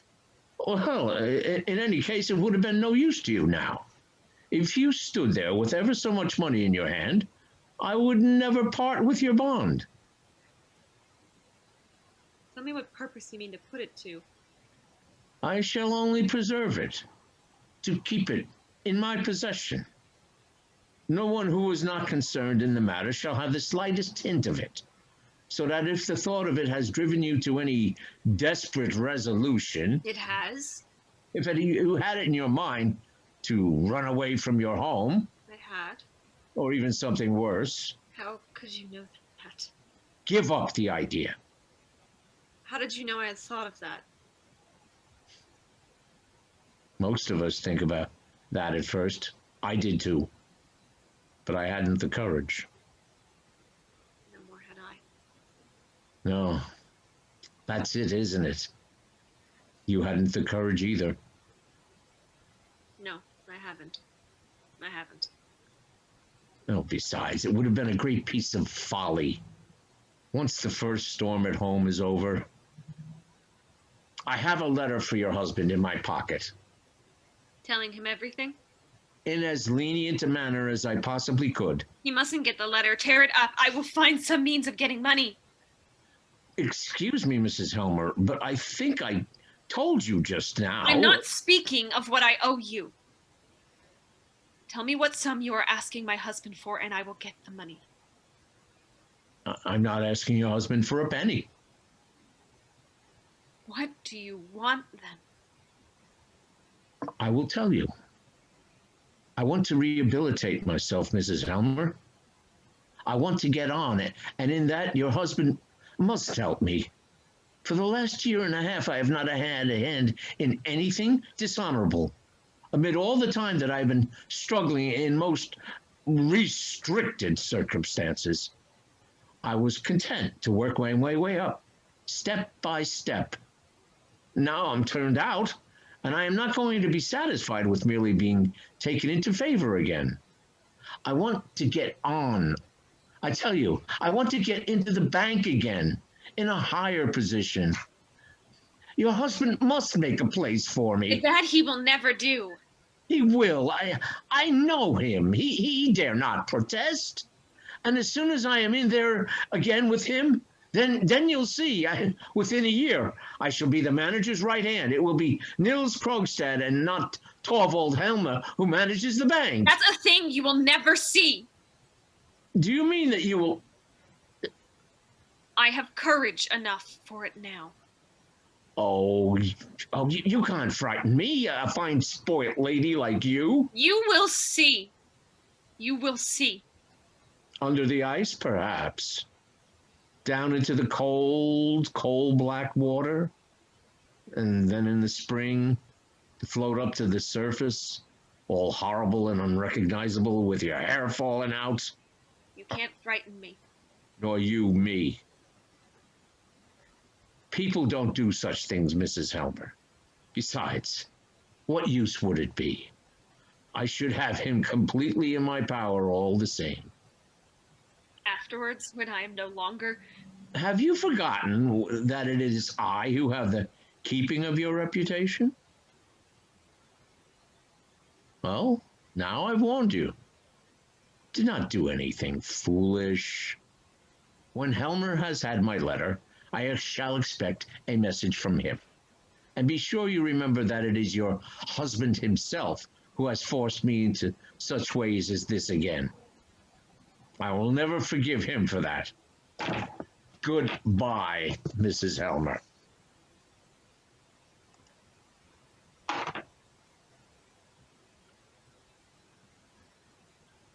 He's going. He's not putting the letter in the box. Oh, no, that's impossible. What is that? He's standing outside. He's not going downstairs. Is he hesitating? Can he? The letter drops into the box. Then Krogstad's footsteps are heard until they die away as he goes downstairs. Nora utters a stifled cry and runs across the room to the table by the sofa. A short pause. In the letterbox. There it lies. Torvald, there is no hope for us now. Mrs. Lynde comes in from the room on the left carrying the dress. There. I can't see anything more to mend now. Would you like to try it on? Christine, come here. What's the matter with you? You look so agitated. Come here. Do you see that letter? There, look. You can see it through the glass in the letterbox. Yes, I see it. The letter is from Krogstad. Nora, it was Krogstad who lent you the money. Yes, and now Torvald will know all about it. Believe me, Nora, that is the best thing for you both. You don't know all. I forged a name. Good heavens! I only want to say this to you, Christine. You must be my witness. Your witness? What do you mean? What am I to witness? If I should go out of my mind, and it might easily happen. Nora! Or if anything else should happen to me. Anything, for instance, that might prevent my being here. Nora! You are quite out of your mind. And if it should happen that there was someone who wanted to take all the responsibility, all the blame, you understand. Yes, yes, but how can you suppose? Then you must be my witness that it is not true. Christine, I am not out of my mind at all. I am in my right senses now, and I tell you, no one has known anything about it. I, and I alone, did the whole thing. Remember that. I will, indeed. But I don't understand all this. How should you understand it? A wonderful thing is going to happen. A wonderful thing? Yes, a wonderful thing. But it is so terrible, Christine. It mustn't happen, not for all the world. I will go at once and see Krogstad. Don't go to him. He will do you some harm. There was a time when he would gladly do anything for my sake. He? Where does he live? How should I know? Yes, here is his card. But the letter, the letter. Nora! What's that? What do you want? Don't be so frightened. We are not coming in. You have locked the door. Are you trying on your dress? Yes, that's it. I look so nice, Torvald. I see he lives at the corner here. Yes, but it is no use. It is hopeless. The letter is lying there in the box. And your husband keeps the key. Yes, always. Krogstad must ask for his letter back unread. He must find some pretense. But it is just at this time that Torvald generally... You must delay him. Go into him in the meantime. I will come back as soon as I can. Oh. Torvald? Well, may I venture at last to come into my own room again? Come along, Rank, now you will see. But what is this? What is what, dear? Rank led me to expect a splendid transformation. I understood so, but evidently I was mistaken. Yes, nobody's to have the chance of admiring me in my dress until tomorrow. But, my dear Nora, you look so worn out. Have you been practicing too much? No, I have not practiced at all. But you will need to. Yes, indeed, I shall, Torvald, but I can't get on a bit without you to help me. I've absolutely forgotten the whole thing. Oh, we will soon work it up again. Yes, help me, Torvald. Promise that you will. I am so nervous about it all, the people. You must give yourself up to me entirely this evening. Not the tiniest bit of business. You mustn't even take a pen in your hand. Will you promise me, Torvald, dear? I promise. This evening I will be wholly and absolutely at your service. You helpless little mortal. Ah, by the way, first of all, I will just... What are you going to do there? Only to see if any letters have come. No, don't do that, Torvald. Why not? Torvald, please don't. There's nothing there. Well, let me look. Aha! I can't dance tomorrow if I don't practice with you. Are you really so afraid of it, dear? Yes. So dreadfully afraid of it. Let me practice at once. There's time now before we go to dinner. Sit down and play for me, Torvald, dear. Criticize me and correct me as you play. With great pleasure, if you wished me to. Now play for me. I'm going to dance. Slower, slower. I can't do it any other way. Not so violently, Nora. This is the way. No, that's not a bit right. Didn't I tell you so? Let me play for her. Yes, do. I can correct her better then.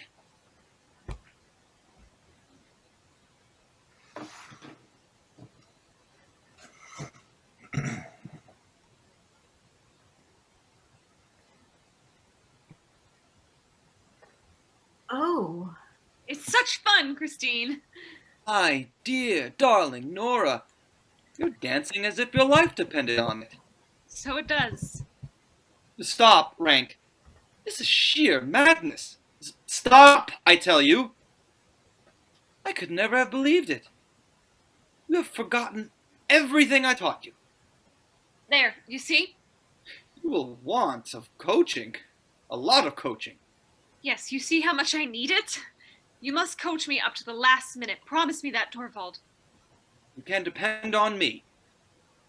You must not think of anything but me, either today or tomorrow. You mustn't open a single letter, not even open the letterbox. Ah, you are still afraid of that fellow. Yes, indeed, I am.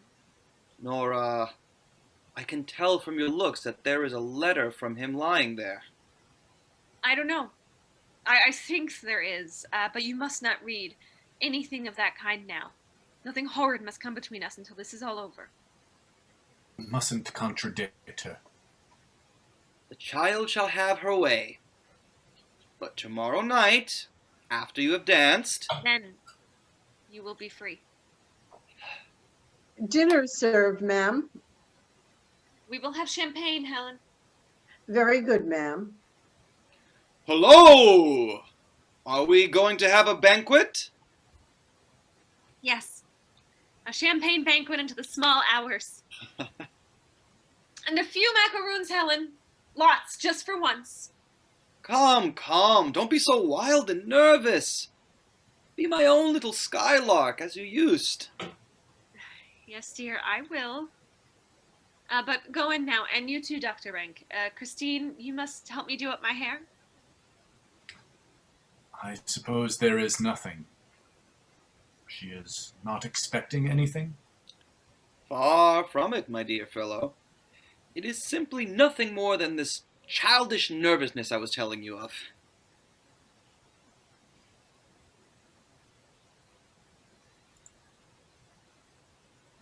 Well, Gone out of town. I could tell from your face. He's coming home tomorrow evening. I wrote him a note. You should have let it alone. You must prevent nothing. After all, it is splendid to be waiting for a wonderful thing to happen. What is it that you are waiting for? You wouldn't understand. Go into them. I will come in a moment.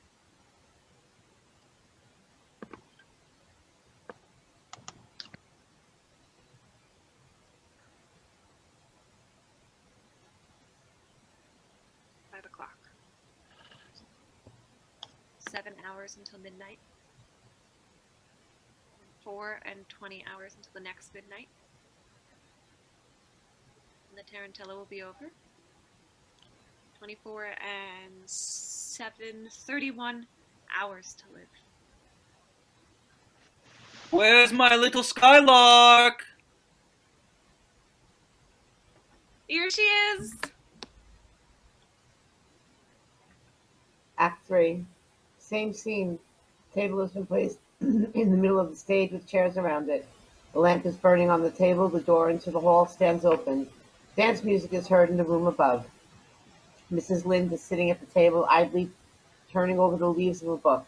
She tries to read, but does not seem to be able to collect her thoughts. Every now and then she listens intently for a sound at the outer door. Not yet. And the time is nearly up. If only he is not. Oh, there he is. Come in, there is no one here. I found a note from you at home. What does this mean? It is absolutely necessary that I should have a talk with you. And is it absolutely necessary that it should be here? It is impossible where I live. There is no private entrance to my rooms. Come in. We are quite alone. The maid is asleep and the Helmers are at the dance upstairs. Oh, the Helmers really at a dance tonight. Yes, why not? Certainly. Why not? Now, Niels, let's have a talk. Can we two have anything to talk about? We have a great deal to talk about. I shouldn't have thought so. No, you never properly understood me. Was there anything else to understand except that it was obvious to all the world a heartless woman jilts a man when a more lucrative chance turns up? Do you believe I am as absolutely heartless as that? And do you believe that I did it with a light heart? Didn't you? Niels, do you really think that? If it were as you say, why did you write to me as you did at the time? I could do nothing else. As I had to break with you, it was my duty also to put an end to all that you felt for me. So that was it. And all this only for the sake of money? You must not forget that I had a helpless mother and 2 little brothers. I couldn't wait for you, Niels. Your prospects seemed hopeless then. That may be so, but you had no right to throw me over for anyone else's sake. Indeed, I don't know. Many a time did I ask myself if I had the right to do it. When I lost you, it was as if all the solid ground went from under my feet. Look at me now. I'm a shipwrecked man clinging to a bit of wreckage. But help may be near. It was near, but then you came and stood in my way. Unintentionally, Niels. It was only today that I learned it was your place I was going to take in the bank. I believe you if you say so, but now that you know it, are you not going to give it up to me? No, because that would not benefit you in the least. Oh, benefit. Benefit. I would have done it whether or no. I have learned to act prudently. Life and hard, bitter necessity have taught me that. And life has taught me not to believe in fine speeches. Then life has taught you something very reasonable, but deeds you must believe in.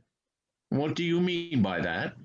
You said you were like a shipwrecked man clinging to some wreckage. I had good reason to say so. Well, I am like a shipwrecked woman clinging to some wreckage. No one to mourn for, no one to care for. It was your own choice.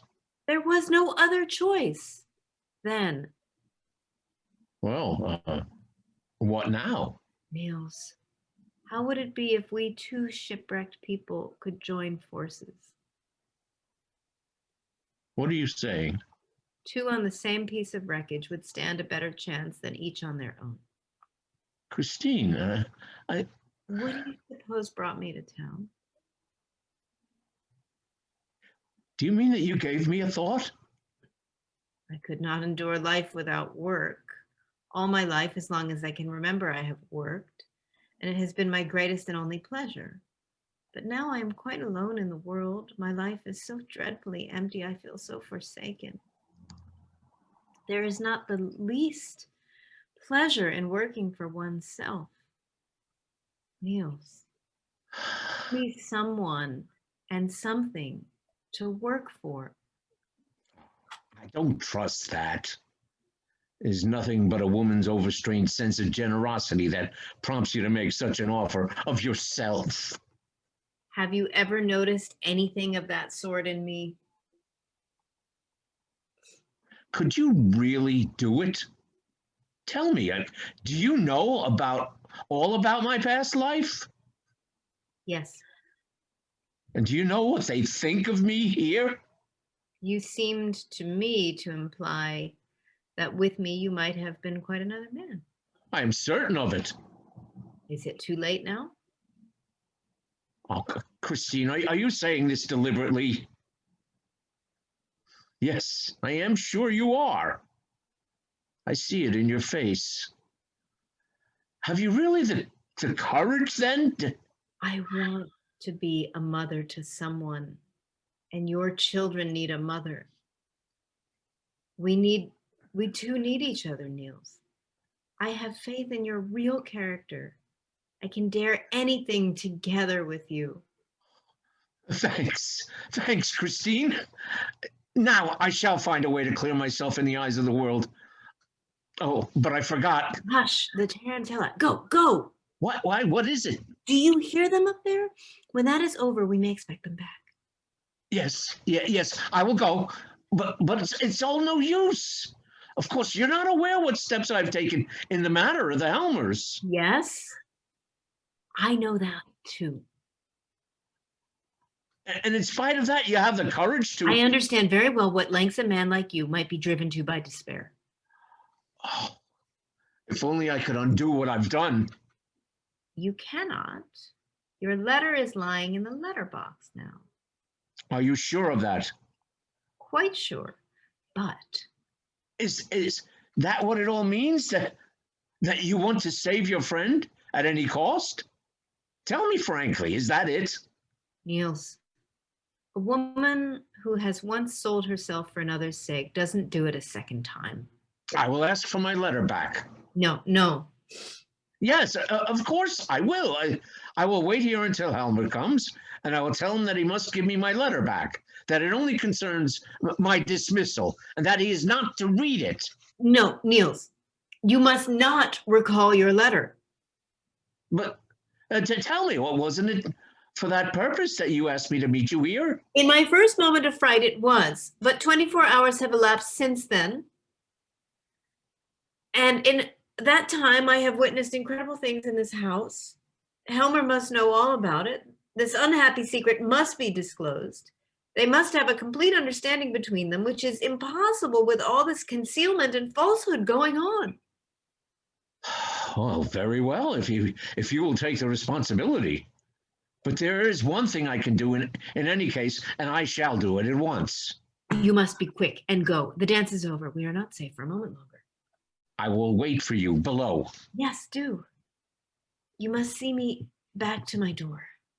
Oh, I have never had such an amazing piece of good fortune in my life. Oh, what a difference. What a difference. Someone to work and live for. A home to bring comfort into. That I will do, indeed. I wish they would be quick and come. Oh, they're here now. I must put on my things. Helmer and Nora's voices are heard outside. A key is turned, and Helmer brings Nora almost by force into the hall. She is in an Italian costume with a large black shawl around her. He is in evening dress and a black domino, which is flying open. No, don't take me in. I want to go upstairs again. I don't want to leave so early. But, my dearest Nora, Please, Torvald, dear, please, only an hour more. not a single minute, my sweet Nora. You know that was our agreement. Come along into the room. You are catching cold standing there. Good evening. Christine. You here? So late, Mrs. Lind? Yes, you must excuse me. I was anxious to see Nora in her dress. Have you been sitting here waiting for me? Yes. Unfortunately, I came too late. You had already gone upstairs, and I thought I couldn't go away again without having seen you. Yes. Take a good look at her. I think she is worth looking at. Isn't she charming, Mrs. Lind? Yes, indeed, she is. Doesn't she look remarkably pretty? Everyone thought so at the dance. But she is terribly self-willed, this sweet little person. What are we to do with her? You will hardly believe that I had almost to bring her away by force. Torvald, you will repent not having let me stay, even if it were only for half an hour. Listen to her, Mrs. Lind. She had danced her tarantella, and it had been a tremendous success, as it deserved. Although possibly the performance was a trifle too realistic. A little more so, than was strictly compatible with the limitations of art. But never mind about that. The chief thing is she had made a success. She had made a tremendous success. Do you think I was going to let her remain there after that? And spoil the effect? No, indeed. I took my charming little Capri maiden, my capricious little Capri maiden, I would say, on my arm, took one quick turn around the room, a curtsy on either side, and, as they say in novels, the beautiful apparition disappeared. An exit ought always to be effective, Mrs. Lynde. But that is what I cannot make Nora understand. Pooh! This room is hot. Hello! It's all dark here. Oh, of course. Excuse me. Well, I have had a talk with him. yes, and Nora, you must tell your husband all about it. I knew it. You have nothing to be afraid of as far as Krogstad is concerned, but you must tell him. I won't tell him. Then the letter will. Thank you, Christine. Now I know what I must do. Oh, hush. Well, Mrs. Lynde, have you admired her? Yes. And now I will say good night. What, already? Is this yours, this knitting? Yes, thank you. I had nearly forgotten it, So you knit. of course. Do you know you ought to embroider? Really? Yes? Oh, yes, it's far more amusing. Let me show you. You hold the embroidery thus in your left hand, and use the needle with the right, like this, with a long, easy sweep. Do you see? Yes, perhaps. But in the case of knitting, that can never be anything but ungraceful. Look here, the arms close together, the knitting needles going up and down. It's a sort of Chinese effect. That was really excellent champagne they gave us. Well, good night, Nora. And don't be self-willed anymore. That's right, Mrs. Lynde. Good night, Mr. Helmer. Good night. Good night. I hope you will get home all right. I should be very happy to, but you haven't any great distance to go. Good night. Good night. Ah. At last we have got rid of her. She's a frightful bore, that woman. Aren't you very tired, Torvald? No, not in the least. Or sleepy? Not a bit. On the contrary, I feel extraordinarily lively. And you? You really look both tired and sleepy. Yes, I am very tired. I want to go to sleep at once. There. See, it was quite right of me not to let you stay there any longer. Everything you do is quite right, Torvald. Mwah. Now my little skylark is speaking reasonably. Did you notice what good spirits Rank was in this evening? Really? Was he? I didn't speak to him at all. And I very little. But I have not for a long time seen him in such good form. It is delightful to be at home by ourselves again. To be all alone with you. You fascinating, charming little darling. Don't look at me like that, Torvald. Why shouldn't I look at my dearest treasure? At all the beauty that is mine, all my very own? You mustn't say things like that to me tonight. You have still got the tarantula in your blood, I see. And it makes you more captivating than ever. Listen, the guests are beginning to go now. Nora, soon the whole house will be quiet. Yes, I hope so. Yes, my own darling Nora. Do you know, when I am out at a party with you like this, why I speak so little to you, keep away from you, and only send a stolen glance at your direction now and then? Do you know why I do that? It is because I make believe to myself that we are secretly in love, and you are my secretly promised bride, and that no one suspects there is anything between us. Yes, I know very well your thoughts are with me all the time. And when we were leaving, and I am putting on the shawl over your beautiful young shoulders, on your lovely neck, Then I imagine that you are my young bride and that we have just come from the wedding, and I am bringing you for the first time into our home to be alone with you for the first time. Quite alone with my shy little darling. All this evening I have longed for nothing but you. When I watched the seductive figures of the tarantula, my blood was on fire. I could endure it no longer, and that was why I brought you down so early. Go away, Torvald. You must let me go. I won't. What's that? You're joking, my little Nora. You won't? You won't? Am I not your husband? Did you hear? Who is it? It is I! May I come in for a moment? Oh, what does he want now? Wait a minute! Come, that's kind of you not to pass by our door. I thought I heard your voice, and felt as if I should like to look in. Ah, yes. These dear familiar rooms. You're very happy and cozy in here, you two. It seems to me that you looked after yourself pretty well upstairs, too. Excellently. Why shouldn't I? Why shouldn't I enjoy everything in this world? At any rate, as much as one can and as long as one can. The wine was capital. Especially the champagne. Ah, so you noticed too. It is almost incredible how much I managed to put away. Torvald drank a great deal of champagne tonight, too. Did he? Yes, and he is always in such good spirits afterwards. Well, why should one not enjoy a merry evening after a well-spent day? Well spent? I'm afraid I can't take credit for that. But I can, you know. Dr. Rank, you must have been occupied with some scientific investigation today. Exactly. Just listen.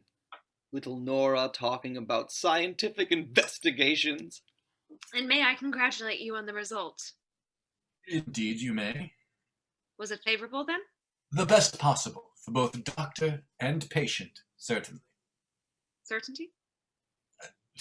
Absolute certainty.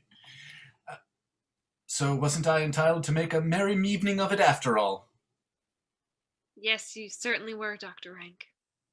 I think so too, so long as you don't have to pay for it in the morning. Oh, well, one can't have anything in this life without paying for it. Dr. Rank, are you fond of fancy dress balls? Yes, if there is a fine lot of pretty costumes. Tell me, what shall we two wear at the next? Little featherbrain, are you thinking of the next already? We two? Yes, I can tell you. You shall go as a good fairy. Yes, but what do you suggest as an appropriate costume for that?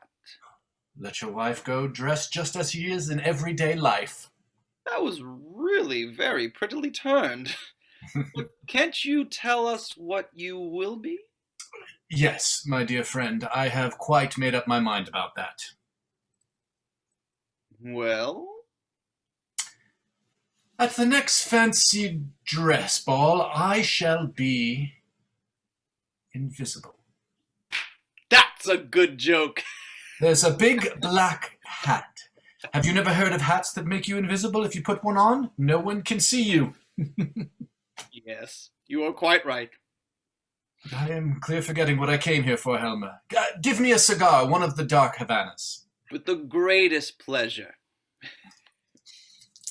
Thanks. Let me give you a light. Thank you.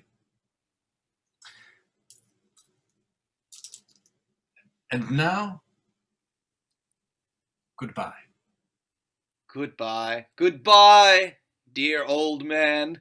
Sleep well, Dr. Rank. Thank you for that wish. Wish me the same.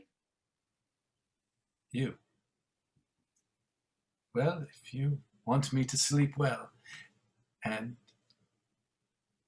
thanks for the light. He has drunk more than he ought. Maybe.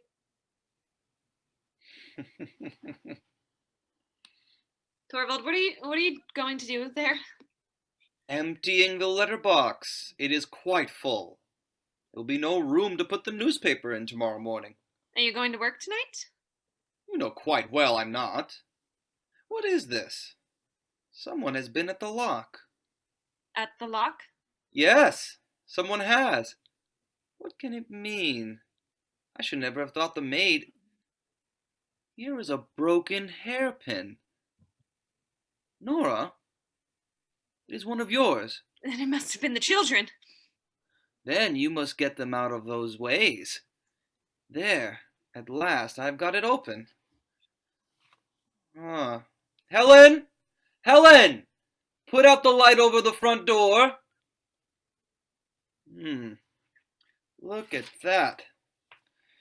What a heap of them there are. What on earth is that? Letter. No, Torvald, no. 2 cards of ranks. Of Dr. Ranks? Dr. Rank. They were on top. He must have put them in when he went out. Is there anything written on them? There is a black cross over the name. Look there. What an uncomfortable idea. It looks as if he were announcing his own death. It is just what he is doing. What? Do you know anything about it? Has he said anything to you? Yes. He told me that when the cards came, it would be his leave taking from us. He means to shut himself up and die. My poor old friend. Certainly I knew we should not have him very long with us, but so soon. And so he hides himself away like a wounded animal. If it has to happen, it is best it should be without a word. Don't you think so, Torvald? He had so grown into our lives. I can't think of him as having gone out of them. He, with his sufferings and his loneliness, was like a cloudy background to our sunlit happiness. Well, perhaps it is best so. For him, anyway. Perhaps for us too, Nora. We too are quite thrown upon each other now. My darling wife, I don't feel as if I could hold you tight enough. Do you know, Nora, I've often wished that you might be threatened by some great danger, so that I might risk my life's blood and everything for your sake. Now you must read your letters, Torvald. No, not tonight. I want to be with you, my darling wife. With the thought of your friend's death? You are right. It has affected us both. Something ugly has come between us. The thought of the horrors of death. We must try and rid our minds of that. Until then, we will each go to our own room. Good night, Torvald. Good night. Good night, my little singing bird. Sleep sound, Nora. Now I will read my letters through.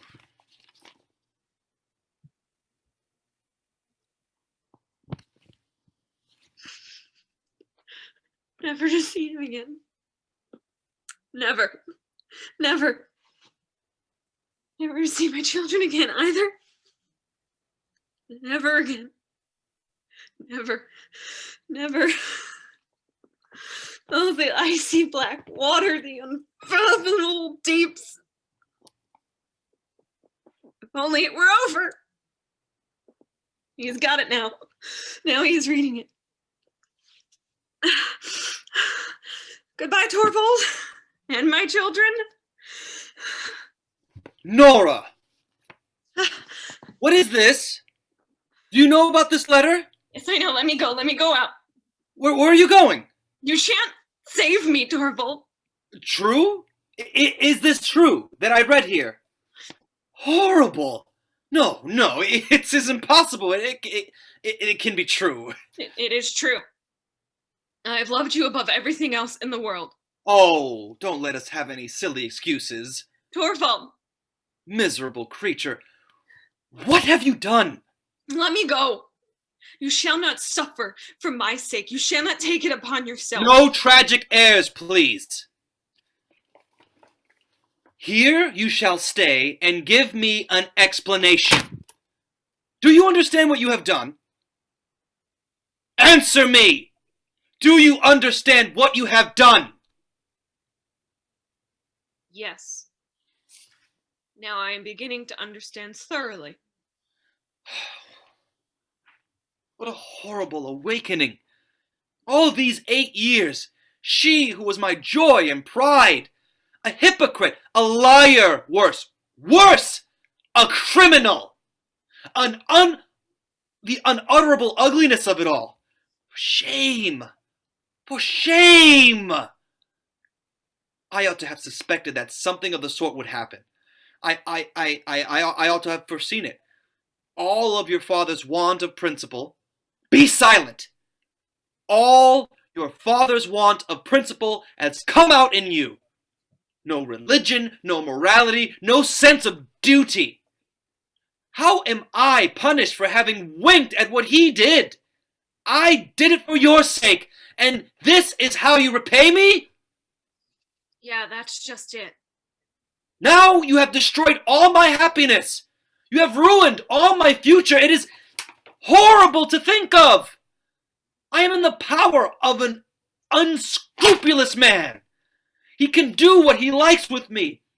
Ask anything he likes of me. Give me any orders he pleases. I dare not refuse. And I must sink to such miserable deaths because of a thoughtless woman. When I am out of the way, you will be free. No fine speeches, please. Your father had always plenty of those already, too. What good would it be to me if you were out of the way, as you say? Not the slightest. He can make the affair known everywhere. And if he does, I may be falsely suspected of having been a party to your criminal action. Very likely people will think I was behind it all. That it was I who prompted you, and I have to thank you for all this. I have you to thank for all this, who I have cherished during the whole of our married life. Do you understand now what it is you have done for me? Yes. It is so incredible that I can't take it in. But we must come to some understanding. Take off that shawl. Take it off, I tell you. I must try and appease him some way or another. The matter must be hushed up at any cost. And as for you and me, it must appear as if everything between us were just as before. But naturally, only in the eyes of the world. You will still remain in my house. That is a matter of course. But I shall not allow you to bring up the children. I dare not trust them to you. To think that I should be obliged to say to one whom I have loved so dearly and whom I still... No, that's all over. From this moment, happiness is not the question. All that concerns us is to save the remains, the fragments, the appearance. Ding dong. What is that? So late. Can he? Hide yourself, Nora. Say you are ill.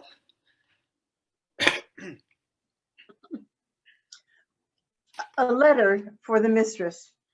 Give it to me. Yes. It is from him. You shall not have it. I will read it myself. Yes, read it.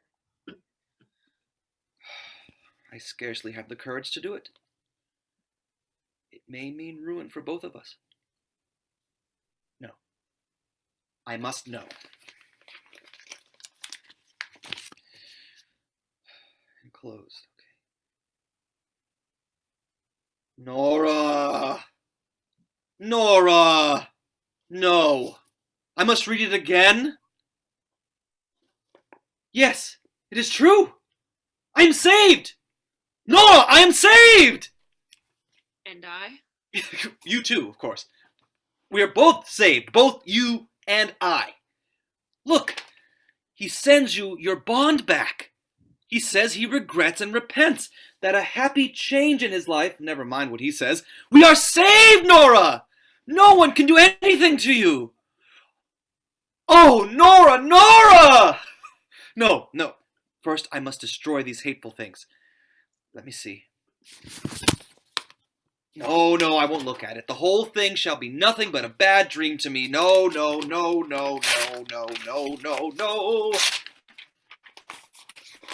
There. Now, it doesn't exist any longer. He says that since Christmas Eve, these must have been 3 dreadful days for you, Nora. I have fought a hard fight these 3 days. And suffered agonies, and seen no way out, but no, we can't call any of the horrors to mind. We will only shout with joy and keep saying, it's all over, it's all over! Listen to me, Nora. You don't seem to realize that it's all over. What is this? Such a cold, set face? My poor little Nora, I quite understand. You don't feel as if you could believe that I have forgiven you. But it is true, Nora, I swear it. I have forgiven you everything. I know what you did. You did it out of love for me. That is true. You have loved me as a wife ought to love her husband. Only you had not sufficient knowledge to judge of the means you used. But do you suppose you are any less dear to me? Because you don't understand how to act on your own responsibility? No. Only lean on me. I will advise you and direct you. I should not be a man if this womanly helplessness did not just give you a double attractiveness in my eyes. You must not think any more about the hard things I said in my first moment of consternation, when I thought everything was going to overwhelm me. I have forgiven you, Nora. I swear to you I have forgiven you. Thank you for your forgiveness. No, don't go. What are you doing in there? Taking off my fancy dress. Yes, do. Try and calm yourself. And make your mind easy again, my frightened little singing bird. Be at rest and feel secure. I have broad wings to shelter you under. How warm and cozy our home is, Nora. Here is shelter for you.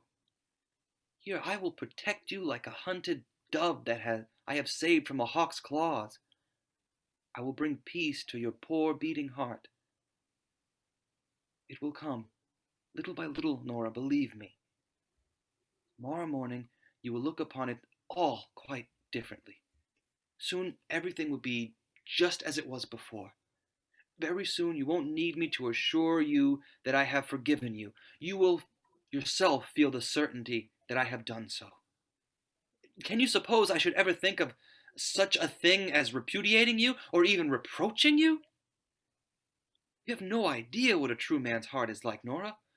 There is something so indescribably sweet and satisfying to a man in the knowledge that he has forgiven his wife, forgiven her freely with all his heart. It seems as if that had made her, as if it were doubly his own. He has given her a new life, so to speak, and she has in a way become both wife and child to him. So you shall be for me after this, my little sacred, helpless darling. I have no anxiety about anything, Nora. Only be frank and open with me, and I will serve as will and conscience both to you. What's this? Not gone to bed? Have you changed your things?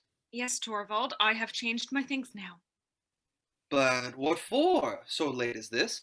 I shall not sleep tonight. But, my dear Nora... It is not so very late.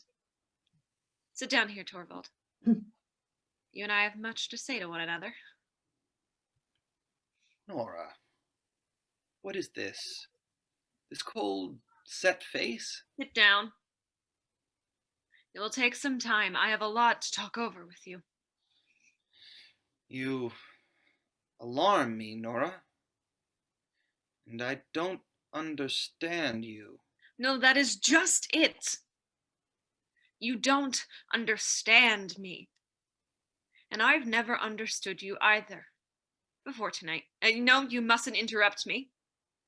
You must simply listen to what I say. Torvald, this is a settling of accounts. What do you mean by that? Isn't there one thing that strikes you as strange in our sitting here like this? What is that? We have been married now 8 years. Does it not occur to you that this is the first time that we two, you and I, husband and wife, have had a serious conversation?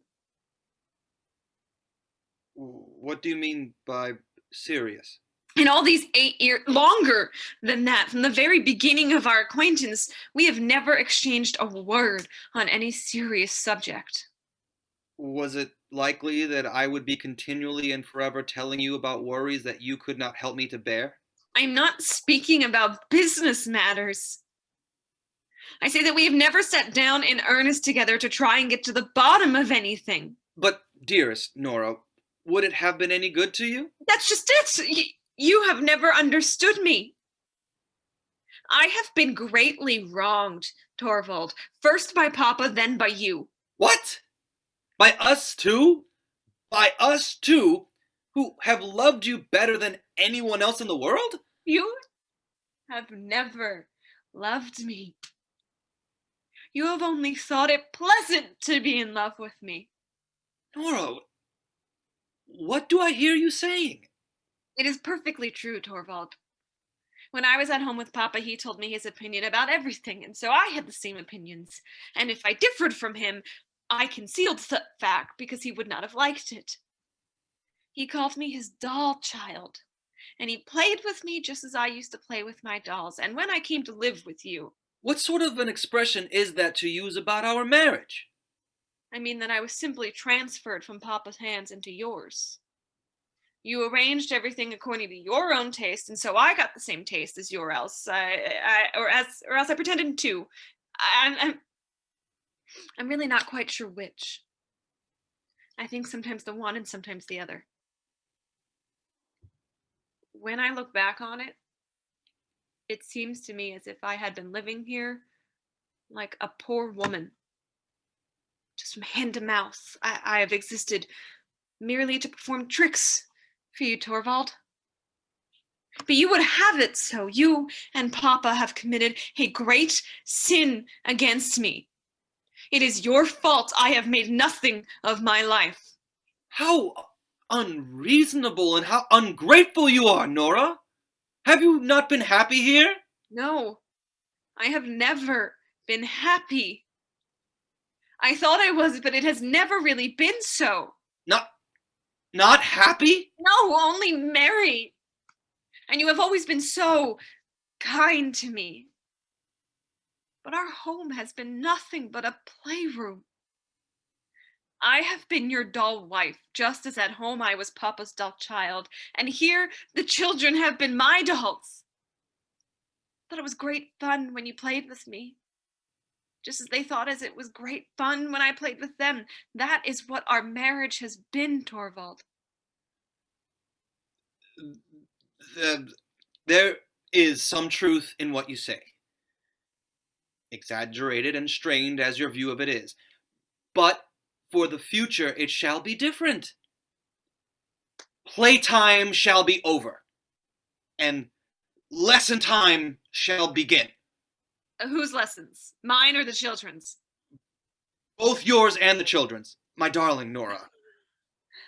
Alas, Torvald, you are not the man to educate me into being a proper wife for you. And you can say that? And how am I fitted to bring up the children? Nora! Didn't you say so yourself a little while ago that you dare not trust me to bring them up? In a moment of anger?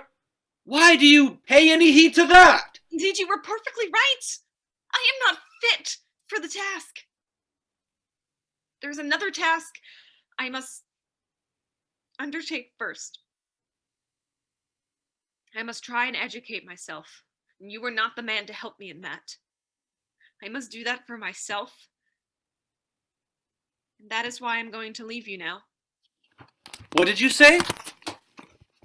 I must stand quite alone if I am to understand myself and everything about me. It is for that reason I can not remain with you any longer. Nora! Nora! I'm going away from here now at once. I am sure Christine will take me in for the night. You are out of your mind! I won't allow it! I forbid it! It's no use forbidding me anything any longer. I will take with me what belongs to myself. I will take nothing from you either now or later. What sort of madness is this? Tomorrow I shall go home, and I mean to my old home. It will be easiest for me to find something to do there. You blind, foolish woman! I must try and get some sense. To desert your home, your husband, and your children? And you don't consider what people will say? I do not consider that at all. I only know that it is necessary for me. It's shocking! This is how you would neglect your most sacred duties? What do you consider my most sacred duties? Do I need to tell you that? Are they not your duties to your husband and your children? I have other duties just as sacred. That you have not! What duties could those be? Duties to myself. Before all else, you are a wife and mother. I don't believe that any longer. I believe that before all else, I am a reasonable human being, just as you are, or at all events that I must try and become one. I know quite well, Torvald, that most people would think you're right, and that views of that kind are to be found in books, but I can no longer content myself with what most people say or with what is found in books. I must think things over for myself and get to understand them. Can you not understand your place in your own home? Have you not a reliable guide in such matters as that? Have you no religion? I am afraid, Torvald. I do not exactly know what religion is. What are you saying? I know nothing but what the clergyman said when I went to be confirmed. He told us that religion was this and that and the other. When I am away from all this and am alone, I will look into that matter too.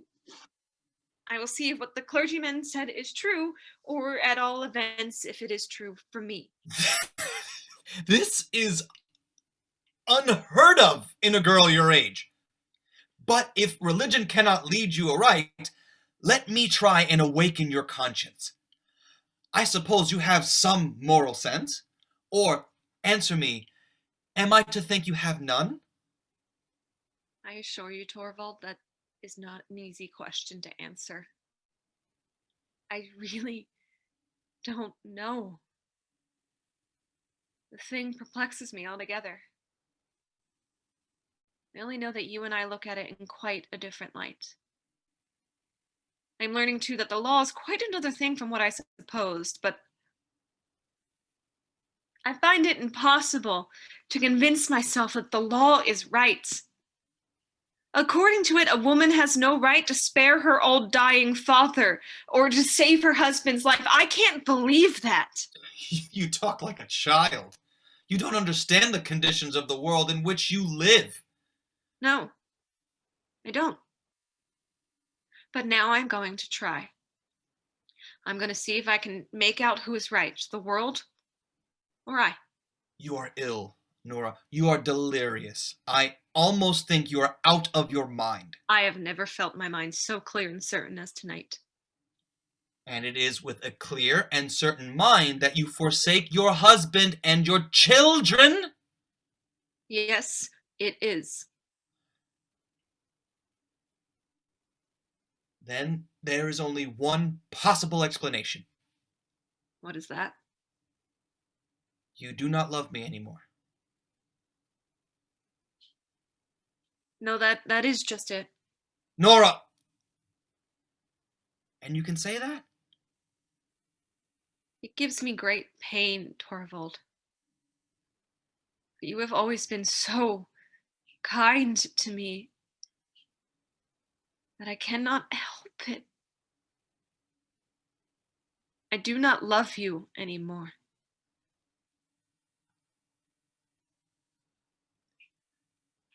Is that a clear and certain conviction, too? Yes. Absolutely clear and certain. That is the reason why I will not stay here any longer. And can you tell me what I have done to forfeit your love? Yes, indeed I can. It was tonight when the wonderful thing did not happen. Then I saw you were not the man I had thought you were. Explain yourself better. I have waited so patiently for 8 years. For goodness knows, I knew very well that wonderful things don't happen every day. Then this horrible misfortune came upon me, and then I felt quite certain that the wonderful thing was going to happen at last. When Krogstad's letter was lying out there, never for a moment did I imagine that you would consent to accept this man's conditions. I was absolutely certain that what you would say to him, publish the thing to the whole world. And when that was done... Yes, what then? When I had exposed my wife to shame and disgrace? When that was done, I was so absolutely certain you would come forward and take everything upon yourself and say, I am the guilty one. Nora! You mean that I would never have accepted such a sacrifice on your part? No, of course not. But what would my assurances have been worth against yours?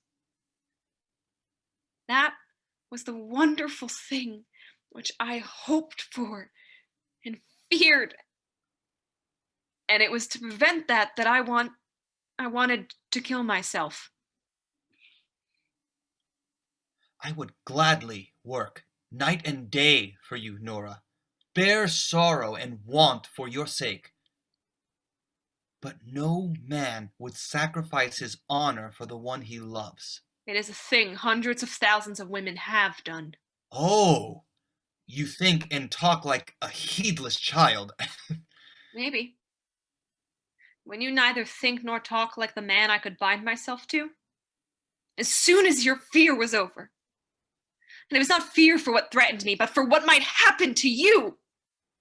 When the whole thing was past, as far as you were concerned, it was exactly as if nothing had happened at all. Exactly as before, I was your little skylark, your doll, which you would in future treat with doubly gentle care because it was so brittle and fragile. Torvald, it was then that it dawned on me that for 8 years I had been living here with a strange man and borne him 3 children.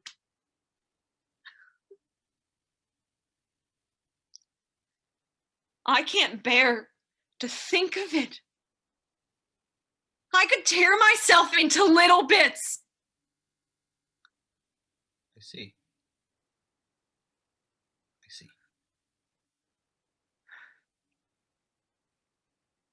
An abyss has opened between us. There's no denying it. But, Nora, would it not be possible to fill it up? As I am now, I have no wife for you. I have it in me to become a different man. Perhaps. If your doll is taken from you. But to part from you,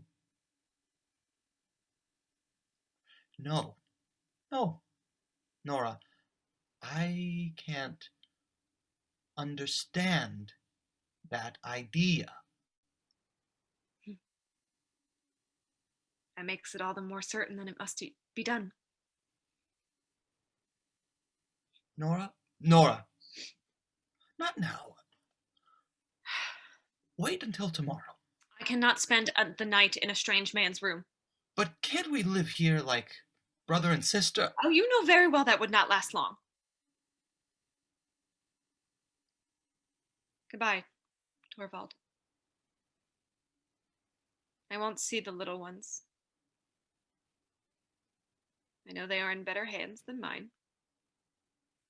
As I am now, I can be of no use to them. But someday, Nora, someday. How can I tell? I have no idea what is going to become of me.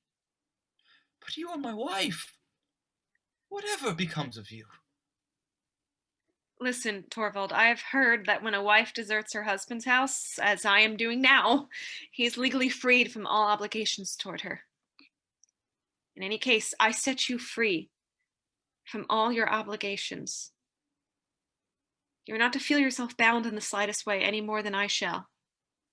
There must be perfect freedom on both sides. See, here is your ring back.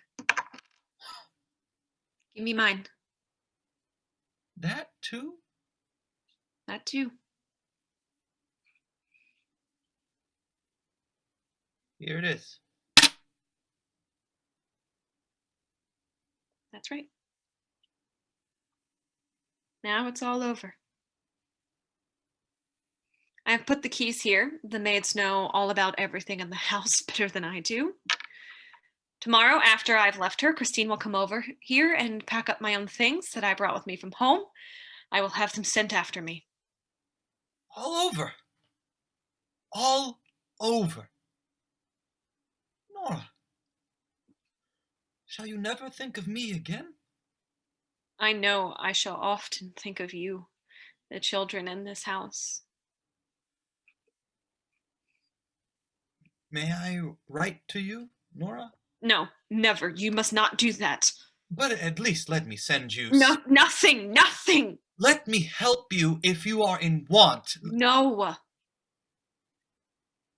I can receive nothing from a stranger. Nora, can I never be anything more than a stranger to you? Torvald, the most wonderful thing of all would have to happen. Tell me what that would be. Both you and I would have to be so changed that... Oh, Torvald, I don't believe any longer in wonderful things happening. But I will believe in it. Tell me, so changed that... That our life together would be a real wedlock. Bye.